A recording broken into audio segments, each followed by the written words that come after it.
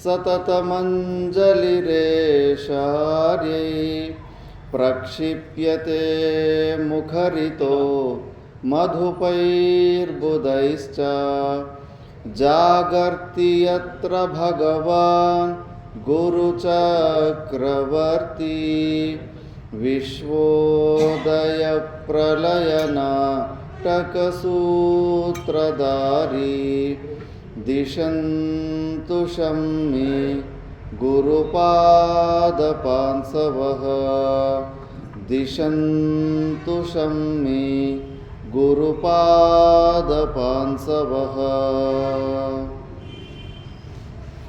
మొట్టమొదట ఆలయముక అధిష్టాత్రి దేవుళ్ళైన శ్రీ మార్కండేశ్వర స్వామి సమేత అందరు దేవతలకు ప్రణామం చేస్తూ ఇక్కడికి విచ్చేసిన సద్భక్తులందరికీ నారాయణ స్మరణ. మనము ఈరోజు ఉదయమే వివేక చూడమని ఒక చర్చ ప్రారంభించాము. అందులో మొదటి శ్లోకం గురించి చాలా వివరంగా విచారించాం. ఇందులో జంతూనాం నరజన్మ దుర్లభ, జంతువులలో నరజన్మ చాలా దుర్లభం అనే విషయం తెలుసుకున్నాము. అందులో ఒకదానికన్నా ఇంకోటి ఎలా గొప్పది, చాలా దుర్లభమనే విషయము, అంతిమంగా మోక్షాన్ని పొందడం అనేది ఇంకా చాలా దుర్లభమనే విషయం తెలుసుకున్నాము. మన సనాతన ధర్మంలో పునర్జన్మల గురించి చాలా స్పష్టంగా వివరణ ఉంటుంది. ప్రపంచంలో బౌద్ధుల్లో ఒక కేటగిరీ, తర్వాత సనాతన ధర్మం తప్పితే పునర్జన్మలు ఉంటాయని ఏ మతంలో కూడా లేదు.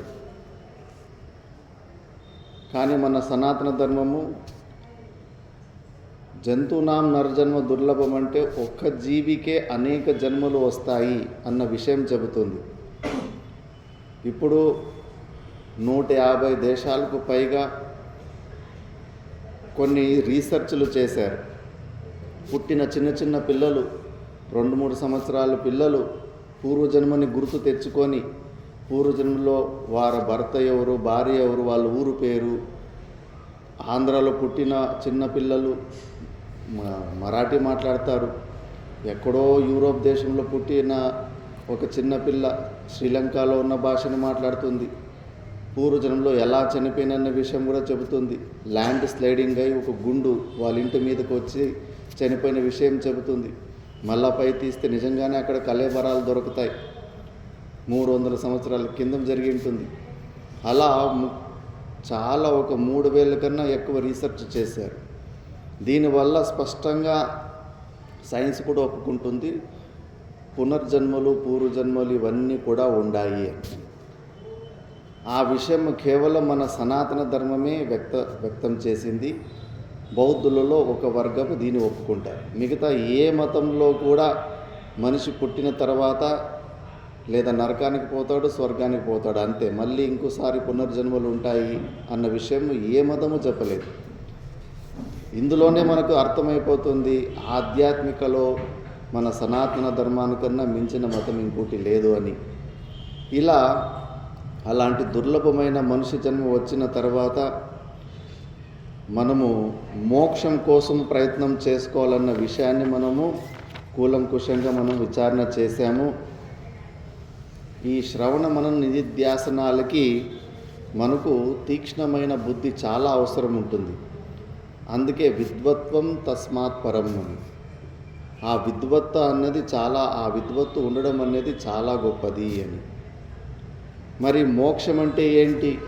జీవ బ్రహ్మ ఐక్య జ్ఞానమే మోక్షమని మన సనాతన ధర్మం చెబుతూ ఉంది.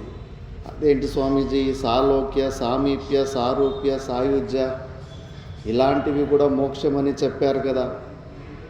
వాటి గురించి ఏంటంటే అవన్నీ కూడా సాపేక్షిక మోక్షాలే, నిరపేక్షమైన నిరతిశయమైన మోక్షాలు కావు. సాలోక్యం అంటే ఏంటి? ఉపాస్య సమాన లోక ప్రాప్తి. మనం ఏ ఇష్ట దేవత మనం ఉపాసన చేస్తూ ఉంటామో, భక్తి చేస్తూ ఉంటామో ఆ దేవుడున్న లోకాన్ని పొందడం, దాన్ని సాలోక్యం అంటారు. దాని తర్వాత సామీప్యం అంటే ఉపాస్య సమీపవర్తిత్వం. ఆ లోకాన్ని పొందిన తర్వాత ఆ పరమాత్మనికి దగ్గరగా ఉండి సేవ చేసుకోవడం అని. దాని తర్వాత సారూప్యం, ఉపాస్య సమాన స్వరూప ప్రాప్తి. ఆ భగవంతుడు ఎలాంటి రూపురేఖలతో ఆకారంతో ఉంటాడు అలాంటి ఆకారము పొంది ఉండడం అనేది. కొన్ని చిహ్నలు వేరుగా ఉంటాయి పరమాత్మునికి, ఆ స్వరూపాన్ని పొందిన భక్తుడికి. దానివల్ల పరమాత్ముడెవడు, వచ్చిన భక్తుడెవడని తెలుస్తూ ఉంటుంది. మళ్ళీ సాయుధ్యం, సదోపాస్య సహవృత్తిత్వం అంటే ఉపాస్య దేవత అలాంటి శరీరమే మనకు దొరికిపోవడము అని చెప్పేసి. ఉపాస్య దేవత శరీరమే అంటే ఇప్పుడు జ్యోతి పోయిడ్సి లయం అయిపోయినట్టు అలా లయం అయిపోవడం సాయుధ్యం అని. ఇవన్నీ కూడా సాపేక్షక మోక్షాలే అని శాస్త్రం చెబుతుంది. ఎందుకంటే భగవద్గీతలోనే చెప్పారు, ఆ బ్రహ్మ భూనాలోకాహ పునరావర్తినోర్జున. టాప్ లోకం అంటే మనకు బ్రహ్మలోకం ఉంటుంది. ఆ బ్రహ్మలోకం నుంచి మిగతా ఏ లోకానికి మనం వెళ్ళినా కూడా మళ్ళీ మనం వాపస్ రావాల్సిందే. కేవలము నీ నిజమైన స్వరూపం నిర్గుణ నిరాకార స్వరూపాన్ని పొందిన తర్వాతే, జీవబ్రహ్మ ఐక్య జ్ఞానాన్ని పొందిన తర్వాతే దాన్ని మోక్షం అంటారు. మిగతావన్నీ కూడా సాపేక్షిక మోక్షాలు. కాబట్టి దాన్నే మనం పొందడానికి ప్రయత్నం చేస్తూ ఉండాలి. చాలామందికి కష్టమవుతుంది. దర్శనం అంటే, మోక్షం అంటే ఏంటి, భగవంతుని ప్రాప్తి అంటే ఏంటి, కొంతమంది చూడ్డమే ప్రాప్తి అనుకుంటారు. అలా అయితే మహాభారతంలోనే మనం చూసాం, కృష్ణ పరమాత్మని కౌరవులు కూడా దర్శించుకున్నారా లేదా? అర్జునుడు అదే రథంలోనే కూర్చొనే ఉన్నాడు కదా. మరి అదే అర్జునికే చెబుతూ ఉన్నాడు, నువ్వు నన్ను పొందాలంటే అమానిత్వాది లక్షణాలు, దైవీ సంపత్తులు ఇవన్నీ పొంది నువ్వు సర్వకర్మ సన్యాసము చేసి నువ్వు జ్ఞాననిష్టని పొందితే నువ్వు నన్ను పొందగలవని.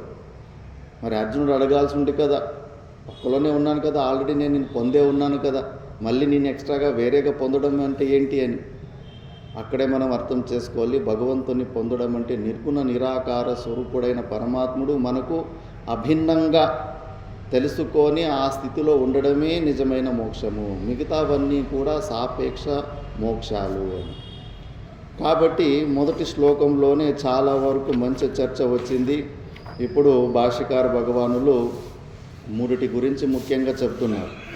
దుర్లభం త్రయమే వైతద్ దైవానుగ్రహ హేతుకం మనుష్యుత్వం ముముక్షుత్వం మహాపురుష సంశ్రయ. మూడు మాత్రము ఈ భూలోకంలో చాలా దుర్లభం. మనుష్యత్వం, మనిషిగా పుట్టిన ప్రతి ఒక్క వ్యక్తిలోనూ మనుష్యత్వం ఉండదు. ఆహార నిద్ర భయమైతునంచ సమానమేతత్ పశుభిర్నరానం జ్ఞానోహితేషామధికో విశేషో జ్ఞానేన హీనః పశుభిర్ సమానః. ఇవన్నీ కూడా పశువులు పక్షులు కూడా ఉంటాయి. ఆహార నిద్ర భయమైతునంచ. మనం కూడా అలాంటి పనులే చేసి జీవితాన్ని ఒక పశుపక్షిలాగానే వ్యర్థం చేసుకుంటుంటే ఇంకా మనలో మనుష్యత్వం కూడా రాలేదు. ఎప్పుడైతే మనము మోక్ష పురుషార్థం కోసమో లేదా ఈ మనుష్య జన్మకైనా ఉన్నతమైన స్వర్గాది లోకాలకి పోవాలని పురుషార్థం ఎప్పుడైతే చేస్తూ ఉంటామో, శాస్త్రవీతమైన కర్మలను ఆచరించి అప్డేట్ అవ్వాలని ఏదైతే ప్రయత్నం చేస్తుంటామో అప్పుడే మనలో మనుష్యత్వం ఉన్నట్టు. లేకపోతే మనము కూడా రెండు కాలున్న పశువులమే. అలాంటి మనుష్యత్వము చాలా దుర్లభము. మళ్ళీ ముముక్షుత్వం, మోక్షోమే భూయాతిథి తీవ్ర ఇచ్చ. నేను ముక్తిని అవ్వాలి అనే ఒక తీవ్ర కోరిక. ఉదయం కూడా మనం విచారణ చేసుకున్నాం. ఆత్యంతిక దుఃఖ నివృత్తి, పరమానంద ప్రాప్తి. ఇదే మోక్షం అంటే, అల్టిమేట్ హ్యాపీనెస్. దుఃఖాన్ని కంప్లీట్గా తొలగించుకొని హాయిగా పరమానందంగా ఉండాలి అనే కోరిక పుట్టడం కూడా కష్టమైపోయింది ఇప్పుడు. మనము దుఃఖానికి అలవాటు పడిపోయాం. కొంతమంది సినిమాలు చూస్తూ ఉంటారు, అందులో సెంటిమెంట్ సినిమాలు చూసేవాళ్ళు కొంతమంది ఉంటారు. అలాంటి సినిమాలు చూసి మరి ఏడుస్తూ ఉంటారు, ఎందుకంటే వాళ్ళు దానికి అలవాటు పడిపోయారు. అలాగే మనము ఈ దుఃఖమైన జీవితానికి అలవాటు పడిపోయాం. బుద్ధిలో ఆ కోరిక కూడా పుట్టడం లేదు.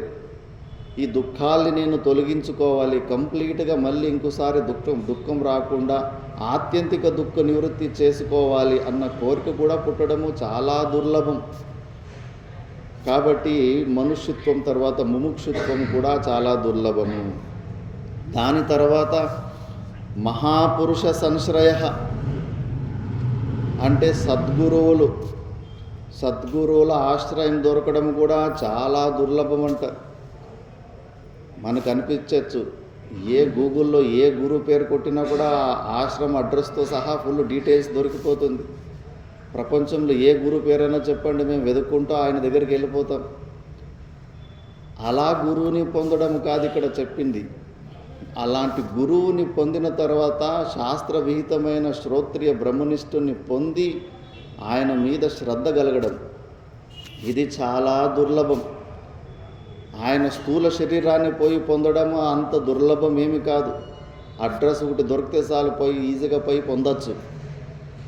పొందిన తర్వాత వారి యొక్క ఉపదేశాన్ని ఇది సత్యమని మనకు శ్రద్ధ రావడం చాలా దుర్లభం. ఎందుకంటే మనకు ఉపాధిగత దోషాలు చూసే అలవాటు ఎక్కువ ఉంటుంది.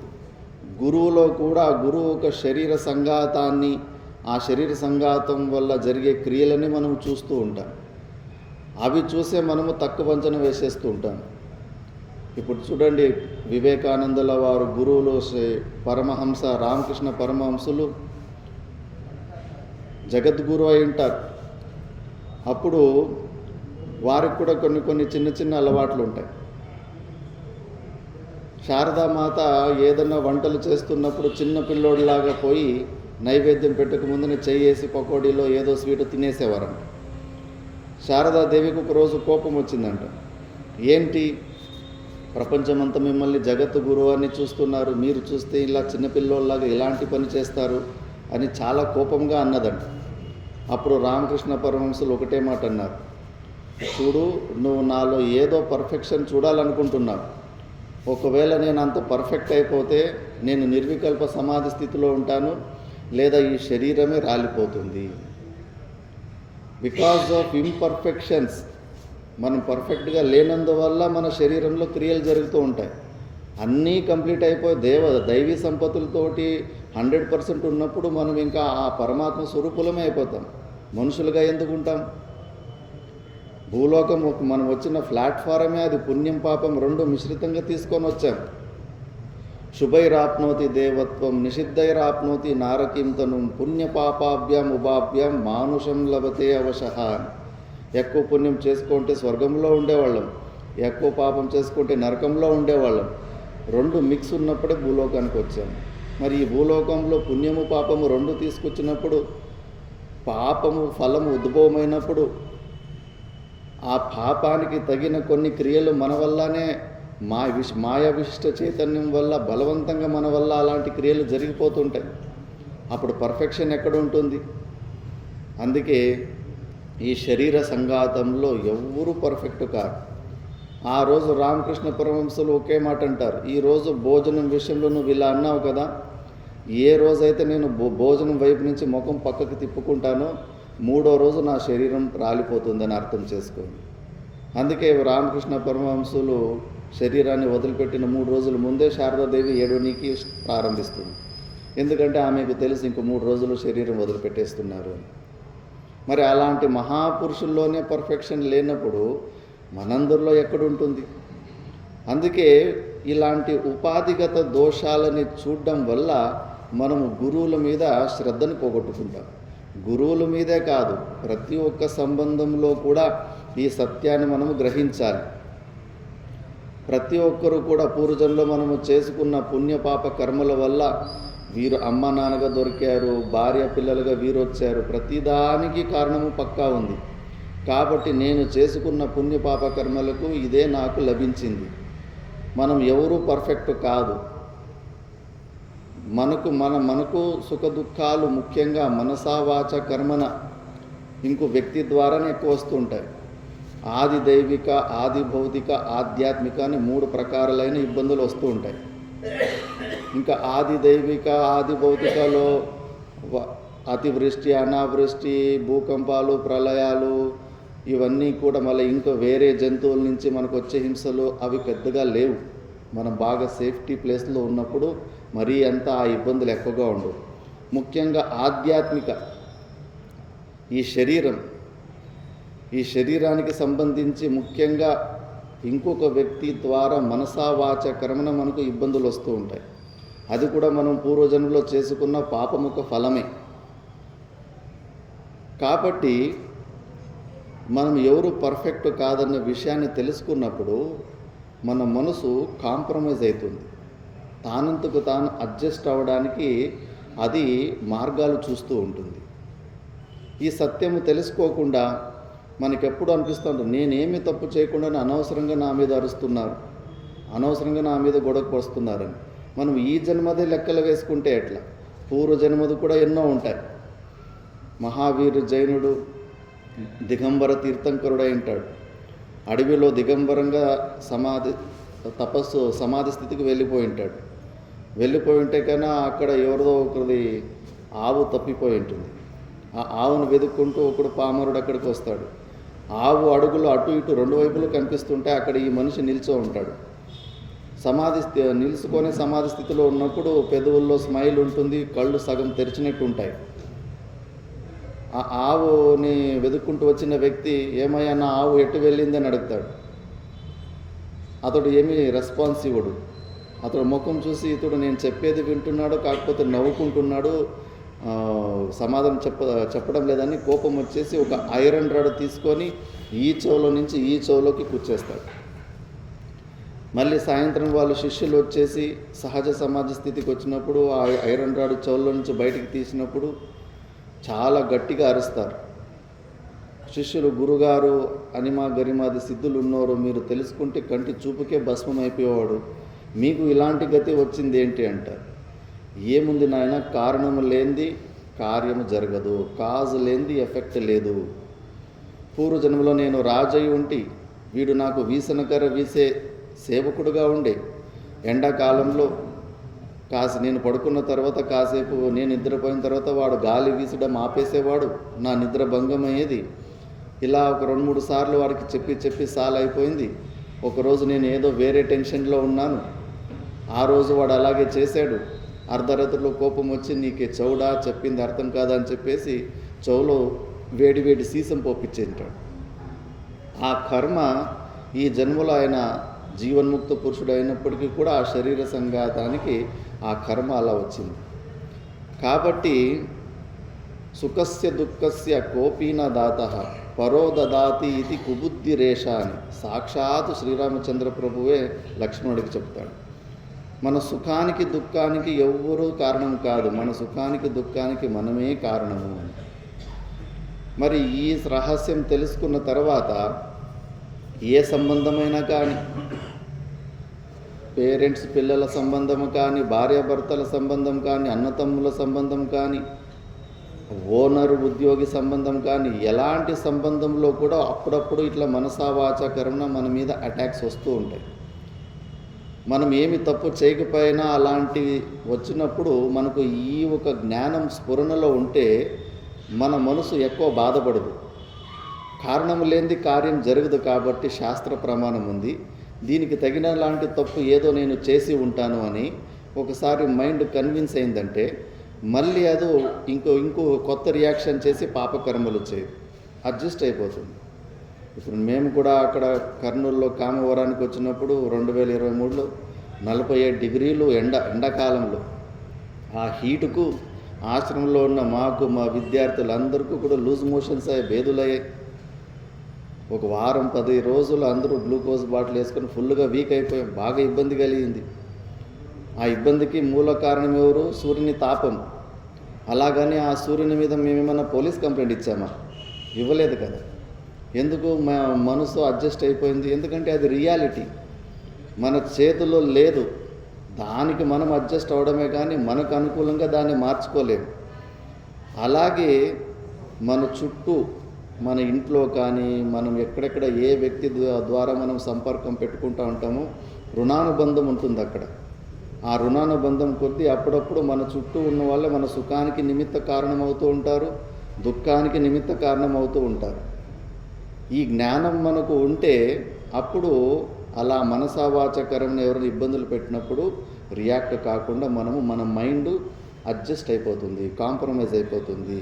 ఇది కూడా రియాలిటీనే, మన చేతిలో లేదు. కారణం ఏదో ఉండే బలమైన కారణం ఉండాలి. నేను కూడా వాళ్ళను పూర్వజన్మలో ఇలాగే ఇబ్బంది పెట్టి ఉండాలి అని. కాబట్టి ఇలా శరీర సంఘాతంలో ఇలాంటివి జరుగుతూ ఉంటాయి. కాబట్టి జీవన్ముక్త పురుషుల్లో శరీరంలో చేష్టలు కూడా మనము చూసి శ్రద్ధని పోగొట్టుకోకూడదు. ఇప్పుడు అన్నీ మొత్తం వస్తాయి. శ్రద్ధ అంటే ఏంటి అని, శాస్త్రస్య గురువాక్యస్య సత్యబుద్ధితి అవధారణ యయా వస్తూపలభ్యతే అని. శాస్త్రము, గురువులు చెప్పేది 100% సత్యమైనది అని శ్రద్ధ రావడం. ఆ శ్రద్ధ కానీ మనకు సద్గురువుల మీద వచ్చినప్పుడు అప్పుడు ఆ ట్యూనింగ్ వల్ల చాలా తొందరగా పని అయిపోతుంది. ఉపనిషత్ ప్రమాణం ఉంది, యస్య దేవే పరాభక్తి యథా దేవే తథా గురౌ తస్య ఏతే కథితా హి అర్థాః ప్రకాశంతే మహాత్మనః. ఎవరికైతే వాళ్ళు ఆరాధించే ఇష్ట దేవుడిలాగానే గురువుల మీద కూడా అంతే శ్రద్ధ ఎవరికైతే వస్తుందో అలాంటి వాళ్ళకి తస్య ఏతే కథితా హి అర్థాః ప్రకాశంతే, వాళ్ళకే ఈ ఉపనిషత్తులో ఉన్న సారం, ఈ జ్ఞానం అంటుకుంటుంది. ఆచార్యవాన్ వేదో పురుష అంటే ఆ స్వరూపంలో ఉన్న ఆచార్యుల ద్వారా వచ్చిన ఉపదేశం వల్లనే మనకు మోక్షం లభిస్తుంది.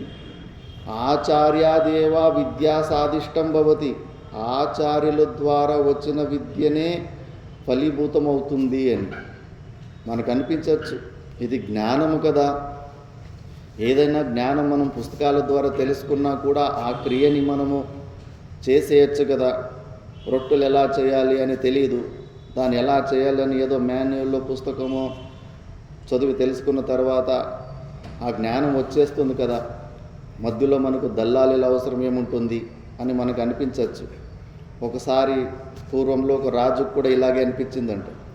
ఏముంది, ఉపాసన కానీ జ్ఞానం కానీ పుస్తకాలు ఉన్నాయి, ఉపనిషత్తులు ఉన్నాయి, స్వయంగా మేము చదువుకుంటాం, మేము తెలుసుకొని మేము ఆ పరమాత్మని పొందుతాం, మధ్యలో ఈ గురువులు ఈ దల్లాలీలు ఎందుకు అని డౌట్ వచ్చిందంట. అప్పుడు మంత్రికి ఇతనికి ప్రాక్టికల్గా నేను గుణపాఠం చెప్పాలని చెప్పేసి అక్కడే సేనాధిపతి నిలుచుకో ఉంటాడు. సేనాధిపతి ఈ రాజును బంధించు అంటాడు. సేనాధిపతి బిత్తరపోయి అటు ఇటు చూస్తాడు, కానీ రాజును ఎలా బంధిస్తాడు? బంధించలేకపోతాడు. 3 సార్లు అదే మాట అంటాడు, సేనాధిపతి రాజును బంధించు అని. అయినా కూడా బంధించలేకపోతాడు. రాజుకు కోపం వస్తుంది, ఈ మంత్రి ఏదో కుట్ర చేస్తున్నాడు అని చెప్పేసి అదే సేనాధిపతి ఈ మంత్రిని బంధించు అని ఒక్కసారి అంటే లబక్కనిపై పట్టేసుకుంటాడు. అప్పుడు 1 నిమిషం రాజా అన్నాడు. ఏంటి అని, చూడండి శబ్దము నేను ఒకటే పలికాను, మీరు ఒకటే పలికారు. నేను 3 సార్లు పలికినా పని చేయలేదు, మీరు ఒక్కసారి పలికితే ఎంత తొందరగా పని చేసింది. శబ్దం ఒకటే అయినప్పటికీ ఏ వ్యక్తి ద్వారా వస్తుందో దానికి ఒక స్పెషల్ పవర్ ఉంటుంది. మనకు కూడా అంతే, ఈ జ్ఞానము కూడా అంతే. ఈ వేద శాస్త్రాలకి శృతి అని పేరు. శృతి అని పేరు ఎందుకంటే మొదటి శరీరమైన హిరణ్య గర్భుడు, సృష్టికర్త అయిన మాయా విశిష్ట చైతన్యమైన సగుణ సాకార రూప ఈశ్వరుడు మొదటిసారి ఈ వేదం శ్రవణేంద్రియము ద్వారా విన్నాడు కాబట్టి దీనికి శృతి అని పేరు వచ్చింది. పరంపర ద్వారా అలా వచ్చింది కాబట్టి ఇది గురు ముఖాంతరం మాత్రమే ఈ విద్యని మనం పొందాలి. ముండుకోపనిషత్తు భాష్యంలో అయితే శంకరాచార్యులు భగవాన్ స్వతంత్రోపి సమర్థోపి విద్వానోపి స్వాతంత్ర్యేన శాస్త్ర విచార్యం నా కుర్యా. నువ్వు స్వతంత్రుడైనప్పటికీ కూడా, విద్వానైనప్పటికీ, మేధావైనప్పటికీ కూడా స్వతంత్రంగా మాత్రము శాస్త్రాన్ని విచారించకు, ప్రయోజనం ఉండదు. ఇంకా శబ్దాల్లో ఉన్న పవర్ని పోగొట్టుకుపోతాం. అదెలా పవర్ వెళ్ళిపోతుందంటే సాధన చతుష్టయ సంపత్తులు లేకుండా మనం ఈ బ్రహ్మ విచారం గురించి ఎక్కువ వినేస్తే కార్యమైతే సిద్ధించదు, దాని తర్వాత ఈ శబ్దాలు మంత్రాలు ఆ పవర్ను కూడా పోగొట్టుకుంటాయి. మళ్ళీ మీకు ఆ బ్రహ్మ గురించి ఏదన్నా ప్రవచనం వింటే మీకు నిద్ర వచ్చేస్తుంది. ఎందుకంటే అంతకుముందే ఆ శబ్దాలు బాగా వినేశారు, అధికారత్వం లేకుండానే ఎక్కువ వినేశారు కాబట్టి ఆ శబ్దాలు ఆ పవర్ని పోగొట్టుకో ఉంటాయి. దీనికి ఒక దృష్టాంతం కూడా వస్తుంది. ఒక ముసలామె జొన్న సేనుకు కావిలి కాస్తూ ఉంటుందంట. చిన్న డబ్బా ఒకటి కట్టుకో ఉంటుంది. పక్షులు ఏమైనా తిన్నీకి వస్తే కన్నా ఆ డబ్బాని డబా అని కొట్టేసి తరుముతూ ఉంటుందంట. కానీ కొన్ని పక్షులు ఇండ్లలో కూడా సాకుతారు. ఈ ఇనుపు సామాన్లు ఇండ్లలో అక్కడ రిపేరీలు చేసే వాళ్ళ ఇండ్లలో కూడా కొంతమంది పక్షులు సాకారు. ఆ పక్షులకు చిన్నప్పటి నుంచి పెద్ద పెద్ద సౌండ్లు వినడమే బాగా అలవాటైపోయింది. అలాంటి పక్షులు ఆ జొన్నసేన కాడికి వస్తే ఆ ముసలమ్మ డబ్బా సౌండ్కి అవి పోవు. ఎందుకంటే ఆ సౌండ్ వాటి మీద ఏ ప్రభావం కూడా అది చూపించదు. కాబట్టి అధికారిత్వం లేకుండా మనము ఈ విచారం ముందుగానే చేసేస్తే ఆ శబ్దాల పవర్ను కూడా పోగొట్టుకుంటాయి. అందుకే గురుముఖాంతరంగానే మనము ఈ శాస్త్రాన్ని వినాలి. అందుకే మన జీవితంలో టర్నింగ్ పాయింట్ ఏంటి అంటే అలాంటి సద్గురులు మన జీవితంలో ఒకసారి వస్తే అప్పుడు మన జీవితంలో లైఫ్ టర్నింగ్ పాయింట్ అని. అందుకే ఆ మహాపురుషుల సంశ్రయము కూడా చాలా దుర్లభము. మనుష్యత్వం, ముముక్షుత్వం, మహాపురుష సంశ్రయ, ఇవన్నీ డీటెయిల్గా వస్తాయి. గురువులు అంటే ఎవరు మరి? దానికి కూడా ఉపనిషత్తే చెప్పాలి. మన ఒపీనియన్లు ఇక్కడ పనికిరావు. మీ పర్సనల్ ఒపీనియన్లు ప్రమాణం కాదు, శాస్త్రమే ప్రమాణం. ముండుకోపనిషత్తులో చెప్తారు, పరీక్ష లోకాన్ కర్మచితాన్ బ్రాహ్మణో నిర్వేదమాయాత్ నాస్త్యకృతకృతేన తద్విజ్ఞానార్థం స గురుమేవాభిగచ్చేత్ సమీత్ పాణిః శ్రోత్రియం బ్రహ్మనిష్టం. ఒకే మంత్రంలోనే శిష్యుడెవరు, గురువు ఎవరని చెప్పేసింది మంత్రం. అవన్నీ శిష్యుని లక్షణాలు ఇందులోనే వస్తాయి కాబట్టి మళ్ళీ తర్వాత విచారం చేద్దాం. గురువు అయితే శ్రోత్రియుడు, బ్రహ్మనిష్ఠుడైన వాడే గురువు అని శాస్త్రం చెబుతుంది. శ్రోత్రియులంటే ఎవరు? వ్యాకరణ సూత్రాలు చెబుతాయి, శ్రోత్రియశ్చందో గోచరః అని. ఆ సూత్రం ప్రకారము 4 వేదాలని 6 అంగాలతో పాటు సంపూర్ణంగా ఎవరైతే తెలుసుకో ఉంటారో వాళ్ళే గురువులు అని. మరి అలాంటి గురువులు మనకు దొరుకుతారా? వేదాలే మన దగ్గర అందుబాటులో లేవు. మనవి 1130 శాఖలు ఉండేటివి. దానికి ఒక పాణిని మహర్షి మహాభాష్యంలో ఒక శ్లోకం ప్రమాణం ఉంది.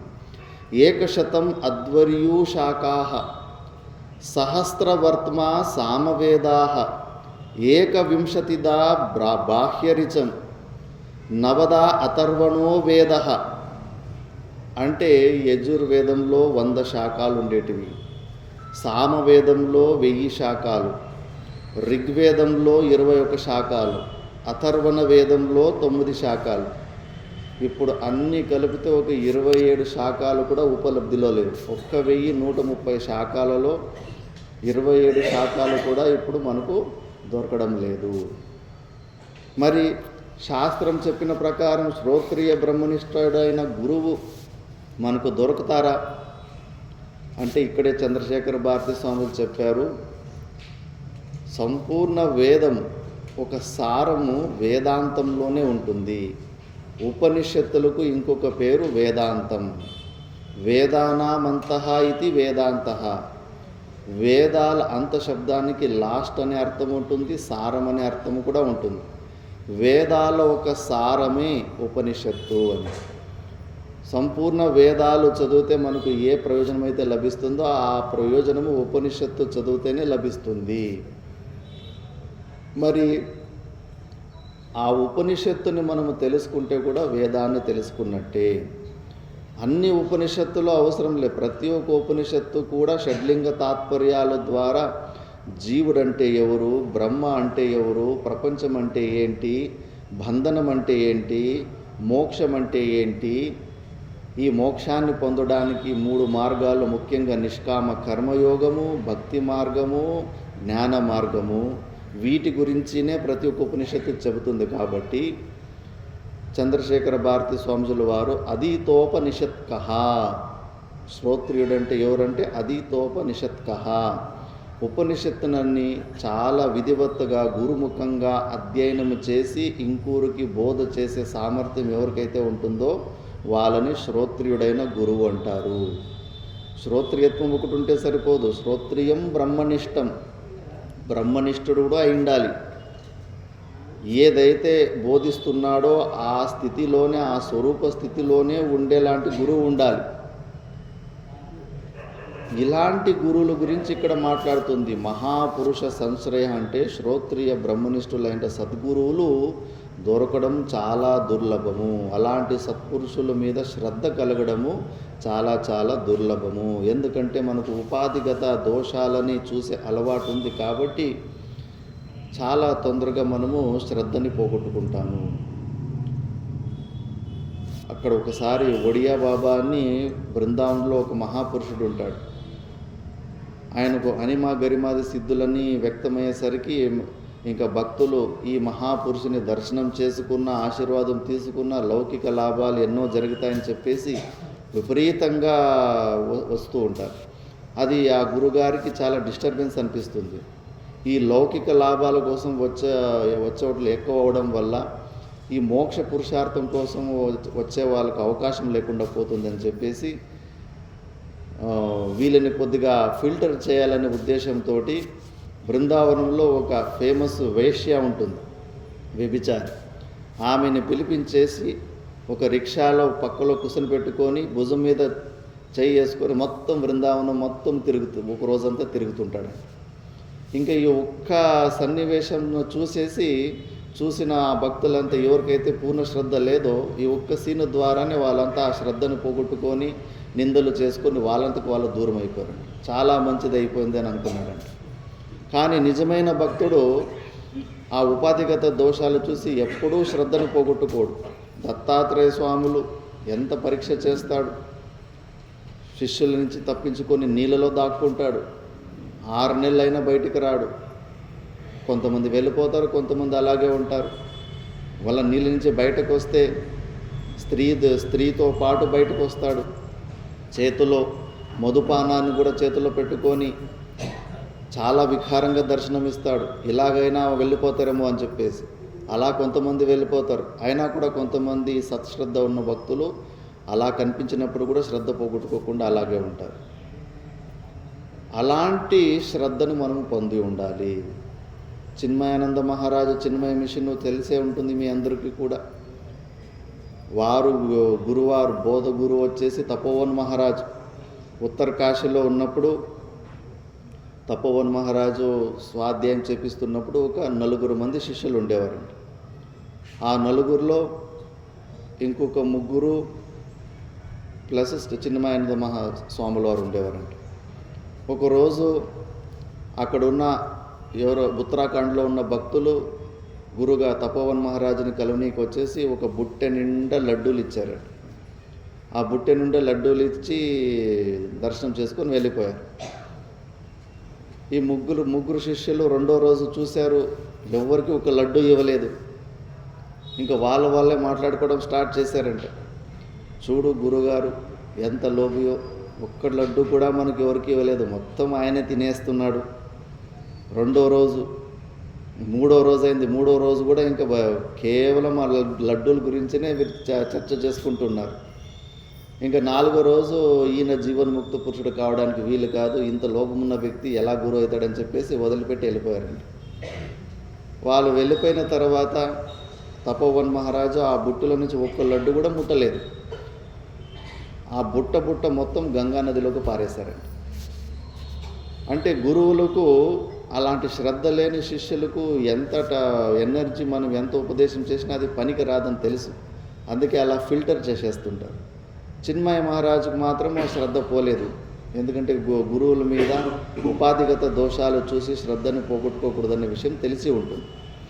కాబట్టి మహాపురుష సంశ్రయ అంటే అలాంటి సద్గురులు దొరికి వాళ్ళ మీద మనకు సత్శ్రద్ధ కలగడం చాలా దుర్లభం అంట.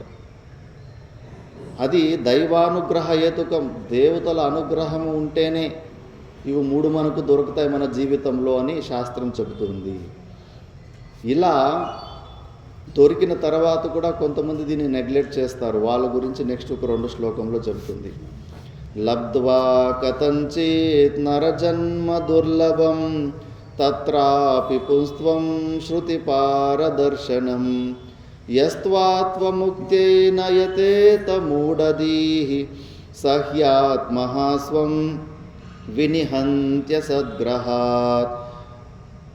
లబ్ధ్వా కథంచిత్ నరజన్మ దుర్లభం. ఏమి చేశామో, ఎప్పుడు ఏ భగవంతునికి పువ్వు ఎగరేసామో తెలియదు. ఇప్పుడైతే మనుష్య జన్మకు వచ్చేసాం. తత్రాపి పుంస్త్వం శృతి పారదర్శనం, అందులో కూడా పురుషత్వము వచ్చి శృతి పారదర్శనం. ఈ శ్రవణము కూడా, ఈ శ్రవణంలో జరిగే ప్రతి ఒక్క విచారం కూడా విని అర్థం చేసుకునేలాంటి సామర్థ్యం కూడా ఉంది. ఇలాంటి సామర్థ్యం కూడా వచ్చినప్పటికీ కూడా యహతో ఆత్మముక్తైన యతేత మూఢధీః, ఎవడైతే ఈ మోక్షం గురించి ఎవడైతే ప్రయత్నము చేయడో స ఆత్మః, వాడు సూసైడ్ చేసుకున్నట్టే. వినిహంతి అసద్గ్రహాత్, అసత్ అనే మొసలి ఈ ప్రపంచమంతా కూడా త్రికాలంలో ఉండదు. జాగ్రత్త అవస్థలో ఉన్నది స్వప్నావస్థలో ఉండదు, స్వప్నావస్థలో ఉన్నది జాగ్రత్త అవస్థలో ఉండదు. ఈ 2 అవస్థలో ఉన్నది సుషుప్తి అవస్థలో అసలు ఏమీ ఉండదు. ఉదయం కూడా మనం విచారణ చేసుకున్నాం. ఎంత పెద్ద వస్తువు పేరు చెప్పుకున్నా 18 గంటల కన్నా ఎక్కువ డ్యూరేషన్ లేనే లేదు, లైఫ్ లేనే లేదు, కంటిన్యూటీ అన్నది లేనే లేదు. మనం స్వప్నంలోకి పోయిన తర్వాత అక్కడ వేరే ప్రపంచమే ఉంటుంది. కంటిన్యూస్గా సాక్షి రూపమైన మన చైతన్యము తప్పితే కాన ఈ ప్రపంచంలో ఏ వస్తువు కూడా లేనే లేదు. ఇదంతా అసత్ అని శాస్త్రం చెబుతుంది. అలాంటి అసత్ అనే ఈ మొసలకు దొరికిపోయి వాడు ఆత్మహత్య చేసుకున్నట్టే. మనిషి జన్మ వచ్చి మోక్షం గురించి మనం ప్రయత్నం చేసుకోకుండా పోతే సూసైడ్ అని శాస్త్రం చెబుతుంది. ఇతః కోన్వస్తి మూఢాత్మ యస్తు స్వార్థే ప్రమాద్యతి దుర్లభం మానుషం దేహం ప్రాప్య తత్రాపి పౌరుషం. దీన్నే రిపీట్ చేస్తాం.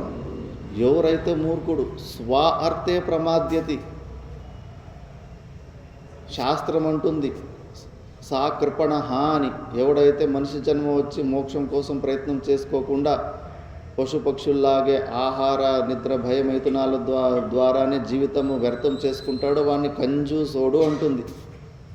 ఎట్లా కంజూసోడు అంటే, కంజూసోలకు ఒక తత్వం ఉంటుంది. అంత కష్టపడి కూడబెట్టుకుంటారు కానీ భార్యకు కూడా ఎవరు, పిల్లలకు కూడా ఎవరు, వాళ్ళు కూడా ఖర్చు పెట్టరు. విపరీతమైన ధనము తన దగ్గర పెట్టుకొని మళ్ళీ బయట కొద్ది ధనం కోసం విపరీతమైన పరిశ్రమలు చేస్తూ ఉంటారు. అలాగే మనము కూడా మనములోనే పరమానంద స్వరూపమైన పూర్ణానందం మనలోనే ఉంది. ప్రతిరోజు సుషుప్తి అవస్థలో, గాఢ నిద్రలో ఈ మనసు బుద్ధులు విరమించిన తర్వాత ప్రపంచము లేదు, శరీర బాణ లేదు, ఆ పరమానందాన్ని మనం పొందుతూనే ఉన్నాం. అలాంటి స్వస్థావస్థ నుంచి బయటకు వచ్చిన వెంబడి ఎంత ఫ్రెష్గా ఉంటాం. అలాంటి మనలోనే ఆ పువ్వును మనం వెతుకుతున్న మోక్షము కానీ పరమానందము కానీ భగవంతుడు కానీ మన దగ్గరే ఉన్నాడు. మన దగ్గరే పెట్టుకొని అనవసరంగా మళ్ళీ బయట విషయాలలో మనం ఆనందం కోసం విపరీతమైన పరిశ్రమలు చేస్తూ ఉంటాం.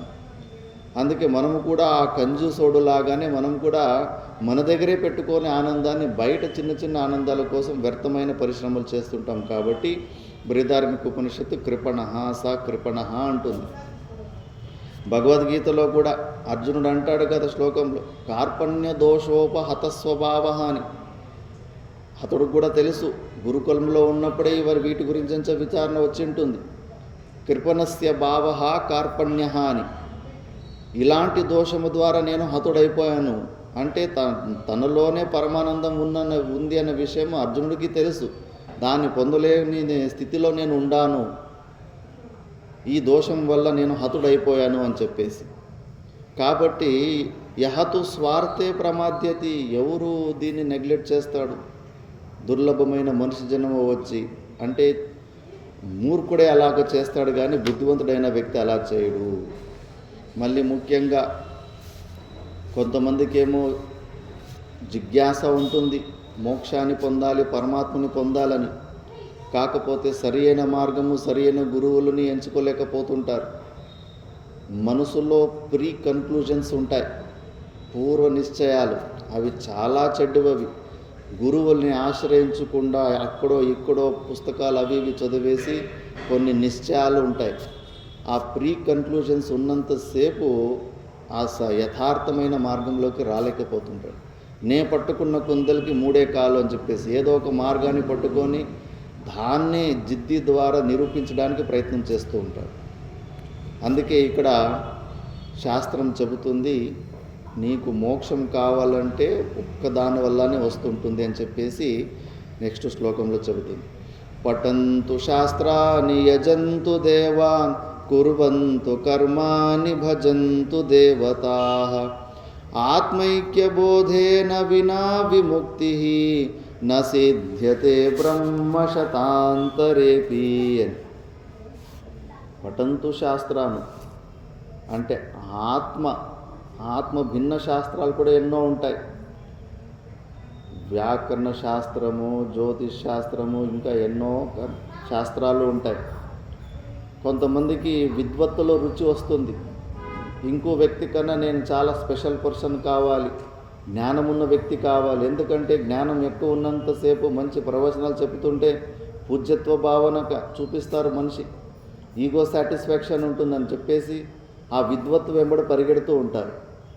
జీవితాలు ఎంతో టైం వేస్ట్ చేసుకుంటూ ఉంటారు. ఒక వ్యాకరణమే మహాభాష్యం అంటూ డీటెయిల్గా చదవాలంటే 7 సంవత్సరాలు పడుతుంది. ఉన్న ఈ అల్పాయుషులో ఒక్కొక్క శాస్త్రంకి అంతంత సమయం ఇస్తే మరి జీవబ్రహ్మ ఐక్యం గురించి, వేదాంతం గురించి ఎప్పుడు చదువుతావు నువ్వు?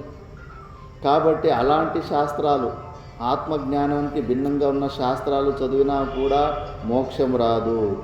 యజంతు దేవాన్, దేవతలను పూజ చేస్తూ ఉన్నప్పటికీ, యజ్ఞాదులు చేస్తున్నప్పటికీ, అంటే ఇక్కడ జీవబ్రహ్మ ఐక్య జ్ఞానం గురించి స్తుతి చేయడానికి వీటిని ఇలా చెప్తున్నారు. కానీ ఇవన్నీ అత్యంత తుచ్చము కాదు. అధికార భేదంతో మనము నిష్కామ కర్మయోగము, భక్తి, ఉపాసన, అంతఃకరణ శుద్ధి కోసం చేసుకుంటూ ఉండాలి. కానీ హైలైట్ ఏంటి అన్నది ఈ శ్లోకంలో చూపిస్తున్నారు. కుర్వంతు కర్మాని, ఎన్ని కర్మలు చేస్తున్నప్పటికీ కూడా నువ్వు మోక్షాన్ని పొందలేవు. భజంతు దేవతాః, కర్మల ద్వారా ఎందుకు పొందలేము మనము భగవంతుని? మీరు కూడా ఎన్నో మంత్రాలు విని ఉండొచ్చు. న కర్మణాన ప్రజయాదనేన త్యాగే నీకే అమృతత్వమానశు. న కర్మణ, కర్మ బంధనానికి కారణమవుతుంది కానీ మోక్షానికి ఎలా కారణమవుతుంది? ఇక్కడ విచారణ చేయాలి. కర్మలో మనకు 4 ప్రకారాలైన రిజల్ట్సే వస్తుంటాయి. ఉత్పాద్య, ఆప్య, సంస్కార్య, వికార్య. ఉత్పాద్య అంటే ఇప్పుడు మట్టి కుండ లేదు మనం, అక్కడ మట్టి మాత్రమే ఉంది. అక్కడ మట్టి కుండ ఒక అభావం ఉంది. కాబట్టి ఆ మట్టి కుండను మనం ఉత్పన్నం చేయొచ్చు. కాబట్టి అది క్రియల వల్ల సాధ్యం. కానీ ఆత్మని మనము ఉత్పాద్య రూపమైన కర్మంలో మనం పొందవచ్చా అంటే ఆత్మ నిత్య వస్తువు, దాని యొక్క ప్రాగభావమే ఉండదు. అది లేనితనమే ఎప్పుడు లేనే లేదు. ఈ మట్టి కుండకు లేనితనం ఉంది కాబట్టి అది ఉత్పన్నమవుతుంది. కానీ ఆత్మ నిత్య వస్తువు కాబట్టి దానికి లేనితనమే లేదు, ప్రాగభావం లేదు. కాబట్టి ఈ ఉత్పాద్య రూపమైన కర్మతోటి మనము ఆత్మని పొందలేం. మళ్ళీ ఆప్య, ఇప్పుడు మనం ఇక్కడున్నాం, బద్రీనాథ్కి మనం వెళ్ళాలంటే కానీ క్రియలు, సాధనలు ఉంటాయి. బస్సు ఎక్కి వెళ్ళాలి, ట్రైన్ ఎక్కి వెళ్ళాలి, ఫ్లైట్లో వెళ్ళాలి, 4 వీలర్లో వెళ్ళాలి, నడుచుకుంటూ వెళ్ళచ్చు. ఏదో ఒక క్రియలు చేస్తే కన్నా మనము బద్రీనాథ్ను పొందొచ్చు. అదే మనము గాలి స్పేస్ని పొందాలంటే ఏ క్రియలు చేసుకోవాలి? ఖాళీ జాగాని, ఆకాశాన్ని, స్పేస్ను పొందడానికి ఏ ఊరికి వెళ్ళాలి, ఏ క్రియలు చేయాలి? ఆల్రెడీ పొందే ఉన్నాం. ఇక్కడ ఖాళీ జాగా స్పేస్ ఉంది కాబట్టి ఇక్కడ కూర్చోగలిగాం. అకామిడేటింగ్ కెపాసిటీ, అవకాశ దాతృత్వం, ఆకాశత్వం అని. ఏదైతే సర్వవ్యాపకంగా ఉంటుందో, ఆల్ పర్వేసివ్గా ఉంటుందో, అలాంటి వస్తువుని ఆప్యరూపమైన కర్మ ద్వారా పొందలేము మనం. ఎందుకంటే అది ఆల్రెడీ పొందే ఉన్నాం. పరమాత్ముడు సర్వవ్యాపకుడు, ప్రతి అణువులో కూడా అనుస్యూతంగా ఉన్నాడు కాబట్టి పరమాత్మని మనం ఆప్యరూపమైన కర్మల ద్వారా మనము పొందలేము. మళ్ళీ వికార్య మన లోపల పరమాత్ముడు ఉన్నాడు. కాకపోతే ఈ శరీరం ఆవరణం, ఈ రైసు వడ్ల గింజలు లోపల బియ్యం ఎలా ఇరుక్కుపోయిందో బయట ఉన్న పొట్టు ద్వారా, అలాగ లోపలున్న మన పరమాత్మ స్వభావము ఇరుక్కుపోయిందని అనుకుందాం. అప్పుడు దాన్ని బయట వడ్లని దంచుతారు కదా రాకలి ద్వారా, మూసల ప్రహారేణ. అలా దంచిన తర్వాత పైన పొట్టు వచ్చేసి లోపలున్న బియ్యము బయటకు వచ్చేస్తుంది. అలా మనము ఈ అనాత్మ వస్తువుని రాకలి ద్వారా దంచి లోపలున్న ఆత్మని బయటకు తీద్దామని చూస్తే అసలు ఆత్మశాస్త్రం చెప్తుంది అసంగహ. దాన్ని మూసిపెట్టేలాంటి ఆవరణము ఈ ప్రపంచంలో అలాంటి వస్తువు లేనే లేదు. ఆకాశాన్ని ఏ ఆవరణతోటి మనం కప్పివేస్తాం దాన్ని? అసలు దాన్ని ఎవరు టచ్ కూడా చేయలేరు. అనోరణీయాన్ మహతోర్మహీయాన్, సూక్ష్మాతి సూక్ష్మమది, అంతటా ఉంటుంది కాబట్టి అది మూర్త అమూర్త పదార్థాలకు కూడా అతీతంగా ఉంటుంది. ఏదో మనము వడ్లను రాళ్ళను చిన్న చిన్న రాళ్ళను చూసుకునేట్టే అలాంటి పదార్థం కాదు ఆత్మ. అది జ్ఞానస్వరూపం, భావస్వరూపం. ఇప్పుడు మనల్ని ఎవరన్నా కొడితే కన్నా మనకు దెబ్బలు తాకుతాయి లేదా? మరి ఆ దెబ్బది కలర్ ఏంటి, తూకం ఏంటి అని చెప్పగలమా మనం? ఆ దెబ్బ కలర్ చెప్పలేము, తూకం చెప్పలేము. కానీ ఆ దెబ్బ అనే ఒక కాన్సెప్టు, ఒక వస్తువు ఉందా లేదా? అలాంటి భావస్వరూపము, జ్ఞానస్వరూపమైన కొన్ని వస్తువులు కూడా అస్తిత్వంలో ఉంటాయి. అలాగే మన ఆత్మ అలాంటి స్వరూపం, అది అసంగమైన స్వరూపం, ఒక మూర్త పదార్థము కాదు. ఇంద్రియాల ద్వారా, మనసు బుద్ధుల ద్వారా గ్రహించేలాంటి వస్తువు కాదు అది. ఇంకా సైంటిస్టులు మైక్రోస్కోపుల ద్వారా వెతికే ప్రయత్నంలోనే ఉన్నారు. ఒక పావురుని వ్యాక్యూమ్ కంటైనర్లో వేసి బంధిస్తారు. అది ప్రాణం పోయిన తర్వాత శరీరం నుంచి బయటకు ఏదైనా సూక్ష్మంగా బయటకు వెళ్తుందా అని. కొద్దిగా క్రాక్ వచ్చేసరికి ఏదో ఒకటి సన్న వస్తువు బయటకు పోయిందని వాళ్ళు నిర్ణయం తీసుకున్నారు. అది ప్రాణవాయువు, పొట్ట లోపల ఉన్న ప్రాణవాయువు బయటకు పోవడానికి కొద్దిగా క్రాక్ ఇచ్చింటుంది. అంతేకాని ఆత్మ ఒక వస్తువు, ఒక మెటీరియల్ కాదు. అది జ్ఞానస్వరూపం, అది భావస్వరూపం. అది మరి అలాంటి వస్తువుని ఈ బియ్యంని వడ్లు కవర్ చేసినట్టు ఎలాంటి ఆవరణము కవర్ చేయలేదు. అది అసంగము కాబట్టి ఈ వికారి రూపమైన కర్మలో కూడా మనము ఆత్మని పొందలేము. మళ్ళీ సంస్కారం, మన సనాతన ధర్మంలో ఎలాంటి అశుద్ధి ఉన్నప్పటికీ కూడా జల ప్రోక్షణ ద్వారా అపవిత్రోపవిత్రో వా సర్వావస్థాంగతోపి వా యస్మరేత్ పుండరీకాక్షం సా బాహ్యాభ్యాంతర శుచి అని. జల ప్రోక్షణ చేసుకుంటే శుద్ధి అయిపోతుంది, ఇది పరమాత్మని తెలుసుకొని.